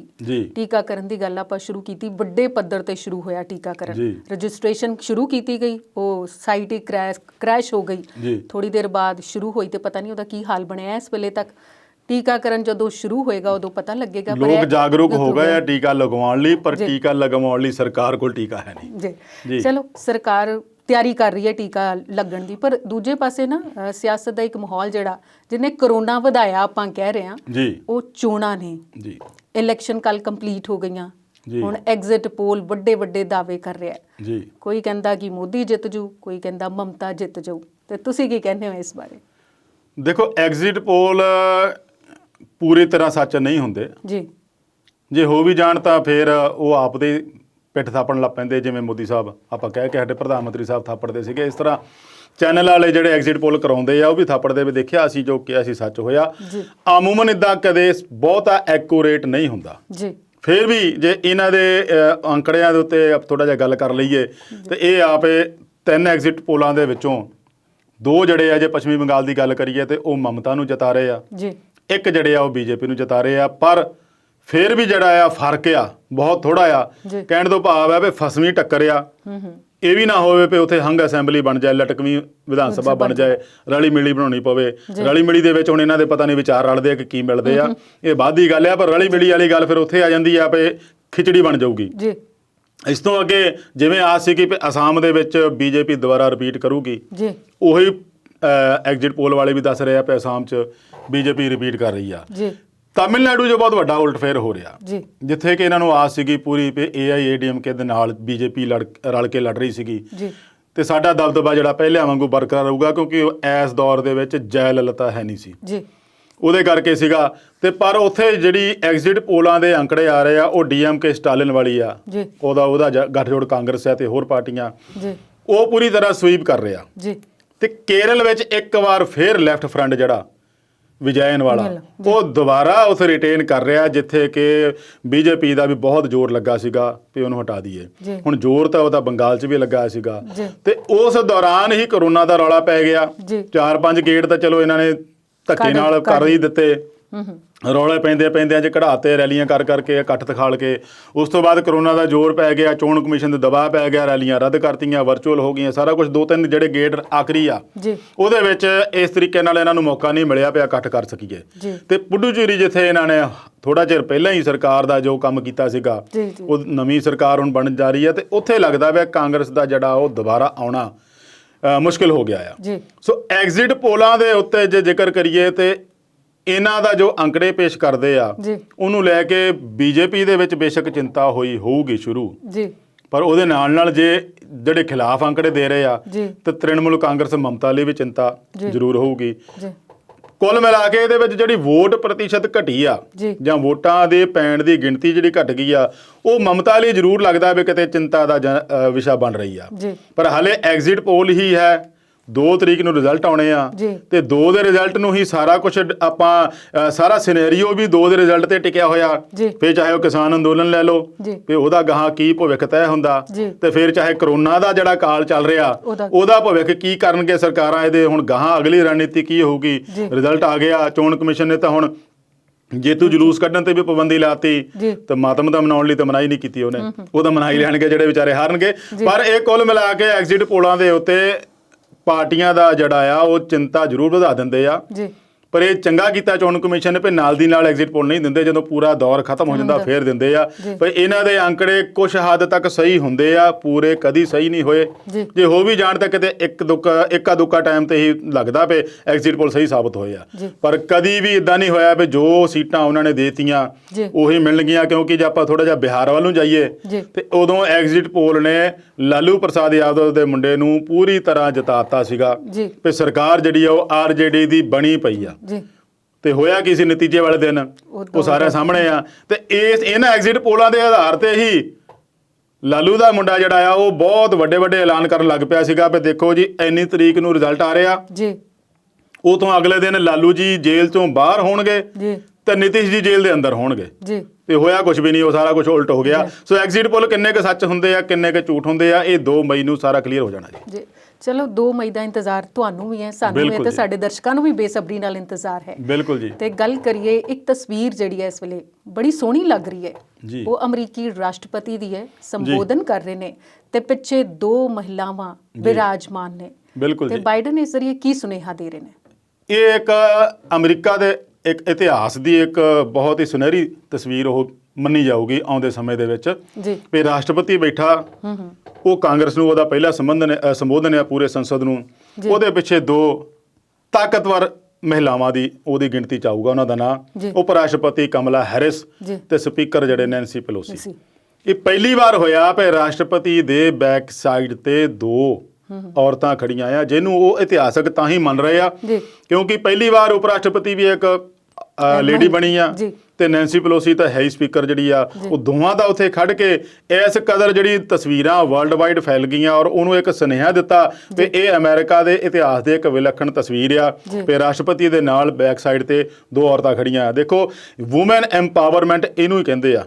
ਤੇ ਸਾਡੇ ਦੇਸ਼ ਵਿੱਚ 33% ਕਹਿੰਦੇ ਨੂੰ ਪਤਾ ਨਹੀਂ ਕਿੰਨਾ ਕੁ ਚਿਰ ਹੋ ਗਿਆ ਵੀ 33% ਅਸੀਂ ਔਰਤਾਂ ਦੀ ਰਾਖਵਾਂ ਕਰਨਾ, ਚਾਹੇ ਪੰਚਾਇਤ ਆ, ਚਾਹੇ ਵਿਧਾਨ ਸਭਾ ਆ, ਚਾਹੇ ਪੰਜਾਬ ਚ ਤਾਂ ਵੈਸੇ ਲੱਗਦਾ 50% ਹੈ ਮਹਿਲਾਵਾਂ ਲਈ ਰਾਖਵਾਂ ਕਰਨ। ਉਹ ਬੱਸਾਂ ਦੇ ਵਿੱਚ ਜ਼ਰੂਰ ਕਰ ਦਿੱਤਾ ਸੀਗਾ, ਪਰ ਹੁਣ ਅਸਲ ਜਿਹੜਾ ਆ ਵਿਧਾਨਕ ਬੋਡੀਆਂ ਜਿਹੜੀਆਂ ਆ ਜਿਵੇਂ ਵਿਧਾਨ ਸਭਾ ਆ ਉਹਦੇ ਵਿੱਚ ਕੁਝ ਹੱਦ ਤੱਕ ਆਪਾਂ ਕਹਿ ਸਕਦੇ ਕੀਤਾ ਹੋਇਆ। ਫਿਰ ਵੀ ਵੱਡੇ ਪੱਧਰ ਤੇ ਅਜੇ 19 ਪੂਰੀ ਤਰ੍ਹਾਂ ਲਾਗੂ ਨਹੀਂ ਹੈ, 33% ਰੌਲਾ ਜ਼ਰੂਰ ਪਾਉਂਦੇ ਆ। ਠੀਕ ਹੈ, ਹੁਣ ਔਰਤਾਂ ਕਿਸੇ ਵੀ ਗੱਲੋਂ ਘੱਟ ਨਹੀਂ ਹੈ, ਕਿਸੇ ਵੀ ਫੀਲਡ 'ਚ ਲੈ ਲਓ, ਕਿਸੇ ਵੀ ਖੇਤਰ 'ਚ ਲੈ ਲਓ, ਚਾਹੇ ਸਪੇਸ 'ਚ ਚੱਲ ਜਾਓ ਤੁਸੀਂ, ਚਾਹੇ ਸਾਇੰਸ ਟੈਕਨੋਲੋਜੀ ਚੱਲ ਜਾਓ, ਚਾਹੇ ਪਾਇਲਟ ਵਾਲਿਆਂ ਚੱਲ ਜਾਓ, ਤੇ ਹੁਣ ਸਿਆਸਤ ਦੇ ਵਿੱਚ ਤਾਂ ਫਿਰ ਔਰਤਾਂ ਦਾ ਪੂਰਾ ਦਬਦਬਾ ਆ। ਤੋ ਇਸ ਕਰਕੇ ਉਹ ਜਿਹੜੀ ਤਸਵੀਰ ਹੈ ਕਿ ਇਤਿਹਾਸਕ ਬਣ ਗਈ ਹੈ ਜੀ। ਨਹੀਂ, ਵੈਸੇ ਨਾਲ ਉਹਨਾਂ ਨੇ ਇੱਕ ਹੋਰ ਲਾਈਨ ਵੀ ਲਿਖੀ ਸੀ ਕਿ ਮਿਹਨਤਾਨਾ ਵੀ ਹੁਣ ਬਰਾਬਰ ਹੋਣਾ ਚਾਹੀਦਾ ਹੈ। ਤੇ ਤੁਹਾਨੂੰ ਕੀ ਲੱਗਦਾ ਸਿਰਫ ਹਿੰਦੁਸਤਾਨ ਦੇ ਵਿੱਚ ਜਿਹੜੀ ਮਜ਼ਦੂਰ ਵਰਗ ਦੀ ਗੱਲ ਲੈ ਲਈਏ ਤੇ ਔਰਤ ਜਿਹੜੀਆਂ ਮਜ਼ਦੂਰੀ ਕਰਦੀਆਂ ਨੇ ਉਹਨਾਂ ਨੂੰ ਪੈਸੇ ਘੱਟ ਮਿਲਦੇ ਨੇ ਮਰਦਾਂ ਦੇ ਮੁਕਾਬਲੇ? ਨਹੀਂ, ਦੇਖੋ ਜਿਹਨੇ ਮਿਹਨਤ ਕਰਨੀ ਆ ਉਹਦੇ ਲਈ ਜ਼ੋਰ ਤਾਂ ਹਰੇਕ ਦਾ ਬਰਾਬਰ ਦਾ ਲੱਗਦਾ ਹੈ, ਤੇ ਇਹਦੇ ਵਿੱਚ ਵੀ ਡਿਸਪੈਰਿਟੀ ਨਹੀਂ ਹੋਣੀ ਚਾਹੀਦੀ ਆ, ਇਕੁਐਲਿਟੀ ਜ਼ਰੂਰ ਹੋਣੀ ਚਾਹੀਦੀ। ਤਾਂ ਹੀ ਆਪਾਂ ਕਵਾਂਗੇ ਕਿ ਮਰਦਾਂ ਦੇ ਬਰਾਬਰ ਔਰਤਾਂ ਆਈਆਂ। ਤੇ ਜੇ ਆਪਾਂ ਮਰਦਾਂ ਨੂੰ ਵੱਧ ਮਿਹਨਤਾਂ ਨੂੰ ਦੇਵਾਂਗੇ ਤੇ ਔਰਤਾਂ ਨੂੰ ਘੱਟ ਦੇਵਾਂਗੇ ਤੇ ਉੱਥੇ ਫੇਰ ਵਖਰੇਵਾਂ ਆ ਜਾਊਗਾ। ਜੀ ਇਹਦੇ ਪ੍ਰਤੀ ਵੀ ਸਰਕਾਰਾਂ ਨੂੰ ਠੀਕ ਹੈ ਚਾਹੀਦਾ ਪਏ ਇੱਕ ਸਾਰ ਜਿਹੜੀ ਆ ਉਹ ਹਰੇਕ ਨੂੰ ਮਜ਼ਦੂਰੀ ਮਿਲਣੀ ਚਾਹੀਦੀ ਹੈ, ਫਿਰ ਚਾਹੇ ਔਰਤ ਆ ਚਾਹੇ ਮਰਦ ਆ। ਖੇਡਾਂ ਦੀ ਦੁਨੀਆ ਵਿੱਚ ਵੀ ਇਦਾਂ ਹੀ ਹੈ, ਮੇਲਸ ਖਿਡਾਰੀਆਂ ਨੂੰ ਜ਼ਿਆਦਾ ਫੀਸ ਹੁੰਦੀ ਹੈ, ਖੇਡ ਭਾਵੇਂ ਇੱਕੋ ਹੀ ਹੈ। ਨਹੀਂ ਫੀਸ ਵੀ ਜਿਹੜੀ ਹੋ ਗਈ ਇੱਕ ਗੱਲ ਆ, ਉਹਨੂੰ ਮੀਡੀਆ ਦੇ ਵਿੱਚ ਜਿਹੜੀ ਕਵਰੇਜ ਵੀ ਇੱਕ ਗੱਲ ਉੱਠੀ ਸੀਗੀ ਕਿ ਉਹ ਔਰਤ ਖਿਡਾਰੀਆਂ ਨੂੰ ਕਵਰੇਜ ਘੱਟ ਮਿਲ ਰਹੀ ਆ, ਮੇਲ ਖਿਡਾਰੀਆਂ ਨੂੰ ਕਵਰੇਜ ਵੱਧ ਮਿਲ ਰਹੀ ਆ। ਇਹਦੇ ਪ੍ਰਤੀ ਵੀ ਜਿਹੜਾ ਇੱਕ ਨਿਯਮ ਜਾਂ ਨੋਰਮ ਜਿਹੜਾ BCCI ਨੂੰ ਕ੍ਰਿਕਟ ਪੱਖੋਂ ਜਾਂ ਹਾਕੀ ਵਾਲਿਆਂ ਨੂੰ ਜਾਂ ਕਿਸੇ ਹੋਰ ਜਿਹੜੇ ਖੇਡ ਦੇ ਖੇਤਰ ਆ ਉਹਦੇ ਲਈ ਕਰਨਾ ਚਾਹੀਦਾ ਵੀ ਜਿੰਨੀ ਤਰਜੀਹ, ਜਿੰਨੀ ਕਵਰੇਜ, ਜਿੰਨੀ ਪ੍ਰਾਇੋਰਟੀ ਮੇਲ ਖਿਡਾਰੀਆਂ ਨੂੰ ਮਿਲਦੀ ਆ ਹਰੇਕ ਖੇਤਰ 'ਚ, ਉਨੀ ਇੱਕ ਫੀਮੇਲ ਖਿਡਾਰੀਆਂ ਨੂੰ ਵੀ ਮਿਲਣੀ ਚਾਹੀਦੀ ਆ। ਜੀ ਖੇਡਾਂ ਤੋਂ ਮੈਨੂੰ ਯਾਦ ਆਇਆ ਕਿ ਸਚਿਨ ਤੰਦੂਲਕਰ ਨੇ 1 ਕਰੋੜ ਰੁਪਇਆ ਆਕਸੀਜਨ ਵਾਲੀ ਕੰਪਨੀ ਨੂੰ ਦਾਨ ਕਰਨ ਦਾ ਐਲਾਨ ਕੀਤਾ ਹੈ। ਇਹ ਇੰਨੀ ਦੇਰ ਬਾਅਦ ਕਿਉਂ ਜਾਗੇ ਸਾਡੇ ਦੇਖੋ ਸਚਿਨ ਜੀ? ਇਹਨਾਂ ਨੂੰ ਜਗਾਇਆ ਆ ਵਿਦੇਸ਼ੀ ਖਿਡਾਰੀਆਂ ਨੇ ਜੀ। ਪੈਟ ਕੈਮਿੰਸ ਹੋ ਗਿਆ, ਫਿਰ ਉਸ ਤੋਂ ਬਾਅਦ ਬ੍ਰੈਟ ਲੀ ਹੋ ਗਿਆ, ਜੀ। ਫਿਰ ਉਸ ਤੋਂ ਬਾਅਦ ਰਾਜਸਥਾਨ ਰਾਇਲ ਦੀ ਪੂਰੀ ਟੀਮ ਨੇ 7.5 ਕਰੋੜ ਜਿਹੜਾ ਆ ਉਹ ਭਾਰਤ ਨੂੰ ਆਕਸੀਜਨ ਵਾਸਤੇ ਜਾਂ ਹੋਰ ਕਰੋਨਾ ਕਾਲ ਦੇ ਵਿੱਚ ਮਦਦ ਵਾਸਤੇ ਦਿੱਤਾ ਆ। ਉਸ ਤੋਂ ਬਾਅਦ ਸ਼ੁਕਰ ਆ ਜੇ ਸਚਿਨ ਤੰਦੂਲਕਰ ਜਾਗ ਪਿਆ ਤੇ 1 ਕਰੋੜ ਦਿੱਤਾ, ਪਰ ਹਾਲੇ ਵੀ ਜਿਹੜੇ ਆ ਭਾਰਤ ਦੇ ਜਿਹੜੇ ਹੋਰ ਖਿਡਾਰੀ ਆ ਅਰਬਾਂ ਕਰੋੜਾਂ ਖਰਬਾਂ ਰੁਪਏ ਕਮਾਉਂਦੇ ਆ ਉਹ, ਜੀ ਬਾਵਜੂਦ ਇਸ ਦੇ ਉਹਨਾਂ ਦਾ ਹਜੇ ਤੱਕ ਇਹ ਹਿਆ ਨਹੀਂ ਪਿਆ ਵੀ ਇਸ ਦੌਰ ਦੇ ਵਿੱਚ ਸਰਕਾਰ ਦੀ ਮਦਦ ਕਰ ਦਈਏ ਜਾਂ ਆਪਾਂ ਆਕਸੀਜਨ ਦਾ ਹੀ ਪ੍ਰਬੰਧ ਕਿਤੇ ਕਰ ਦਈਏ। ਪਰ ਇਦਾਂ ਦਾ ਕਿਤੇ ਹੌਸਲਾ ਕਰਨਾ ਬਹੁਤ ਔਖਾ ਹੁੰਦਾ। ਹੋ ਸਕਦਾ ਇਹਨਾਂ ਦੇ ਦੇਖ ਕੇ ਸ਼ਰਮ ਆ ਜਾਵੇ ਤੇ ਇਹਨਾਂ ਨੂੰ ਦੇਖ ਕੇ ਹੋਰ ਵੀ ਲੋਕ ਅੱਗੇ ਆ ਜਾਣ, ਪਰ ਮੈਨੂੰ ਲੱਗਦਾ ਵੀ ਬਾਲੀਵੁੱਡ ਹਜੇ ਤੱਕ ਸੁੱਤਾ ਪਿਆ 1-2 ਕਲਾਕਾਰਾਂ ਨੂੰ ਛੱਡ ਕੇ। ਬਾਲੀਵੁੱਡ ਬਹੁਤ ਦਮਗਜੇ ਮਾਰਦਾ ਹੁੰਦਾ ਵੀ ਸਾਡਾ ਇੰਡੀਆ, ਸਾਡਾ ਦੇਸ਼, ਫਲਾਨਾ ਢਿਮਕੜਾ। ਉਹਦੇ ਲਈ ਵੀ ਮੈਂ ਇੱਕ ਦੱਸਣਾ ਚਾਹੂੰਗਾ ਥੋੜਾ ਜਿਹਾ ਜ਼ਿਕਰ, ਸ਼ੋਭਾ ਡੇ ਆ ਬਹੁਤ ਵੱਡੀ ਉਹ ਵੀ ਲੇਖਿਕਾ ਹੋਈ ਆ, ਜਦ ਅਰੁੰਧਤੀ ਰॉय ਆ, ਉਹਨੇ ਟਾਈਮਸ ਆਫ ਇੰਡੀਆ ਦੇ ਵਿੱਚ ਲੇਖ ਲਿਖਿਆ ਔਰ ਉਹਨੇ ਜੋ ਲਾਂਤਾਂ ਜਿਵੇਂ ਅਰੁੰਧਤੀ ਰॉय ਨੇ ਸਰਕਾਰ ਨੂੰ ਪਾਈਆਂ ਇਦਾਂ ਹੀ ਉਹਨੇ ਬਾਲੀਵੁੱਡ ਦੇ ਕਲਾਕਾਰਾਂ ਨੂੰ ਪਾਈਆਂ ਵੀ ਦੇਸ਼ ਕਿਹੋ ਜਿਹੇ ਦੌਰ ਵਿੱਚ ਗੁਜ਼ਰ ਰਿਹਾ ਤੇ ਸਾਡੇ ਜਿਹੜੇ ਬਾਲੀਵੁੱਡ ਦੇ ਕਲਾਕਾਰ ਉਹ ਮਾਲਦੀਵਸ ਦੇ ਵਿੱਚ ਛੁੱਟੀਆਂ ਮਨਾ ਰਹੇ ਆ। ਬੇਹੱਦ ਸ਼ਰਮਨਾਕ ਸ਼ਬਦ ਉਹਨੇ ਵਰਤਿਆ ਵਿੱਚ ਵੀ ਇਹਦੇ ਤੋਂ ਹੋਰ ਸ਼ਰਮਨਾਕ ਕੀ ਹੋ ਸਕਦਾ ਵੀ ਬਾਲੀਵੁੱਡ ਵਾਲੇ ਕਲਾਕਾਰ ਜਿਹੜੇ ਆ ਉਹ ਆਪਣੇ ਇੱਥੋਂ ਭੱਜ ਗਏ ਵੀ ਇੱਥੇ ਕਰੋਨਾ ਆ ਵੀ ਹੋਰ ਨਾਲ ਸਾਡੇ ਨੂੰ ਚਿੰਬੜ ਜਾਵੇ ਤੇ ਆਪ ਜਾ ਕੇ ਮਾਲਦੀਵ ਦੇ ਵਿੱਚ ਛੁੱਟੀਆਂ ਮਨਾ ਰਹੇ ਆ। ਇਹ ਕਿੰਨਾ ਕੁ ਸ਼ੋਭਾ ਦਿੰਦਾ ਹੈ। ਸ਼ੋਭਾ ਡੇ ਖੁਦ ਲਿਖ ਰਹੀ ਆ। ਮਤਲਬ ਕਹਿਣ ਦਾ ਵੀ ਗਾਹੇ ਬਗਾਏ ਇਹੋ ਜਿਹੇ ਲੇਖਕ ਜਿਹੜੇ ਆ ਇਹਨਾਂ ਨੂੰ ਜਗਾਉਂਦੇ ਵੀ ਆ, ਪਰ ਇਹਨਾਂ ਦੇ ਅਸਰ ਕਿੰਨਾ ਕੁ ਹੁੰਦਾ ਇਹ ਸਾਨੂੰ ਦਿਸਦਾ ਹੀ ਆ। ਪਰ ਹਾਲੇ ਵੀ ਉਹ ਲੇਖ ਛਪਿਆਂ ਨੂੰ 4-5 ਦਿਨ ਹੋ ਗਏ ਆ, ਪੜ੍ਹਿਆ ਵੀ ਹੋਊਗਾ, ਸੋਸ਼ਲ ਮੀਡੀਆ ਤੇ ਘੁੰਮ ਗਿਆ, ਪਰ ਉਹਨਾਂ ਦੇ ਮਨ 'ਚ ਖੌਫ ਹੈ। ਕਈ ਤਾਂ ਕਰੋਨਾ ਨੂੰ ਮਾਤ ਦੇ ਕੇ ਉੱਥੇ ਪਹੁੰਚ ਗਏ ਆ।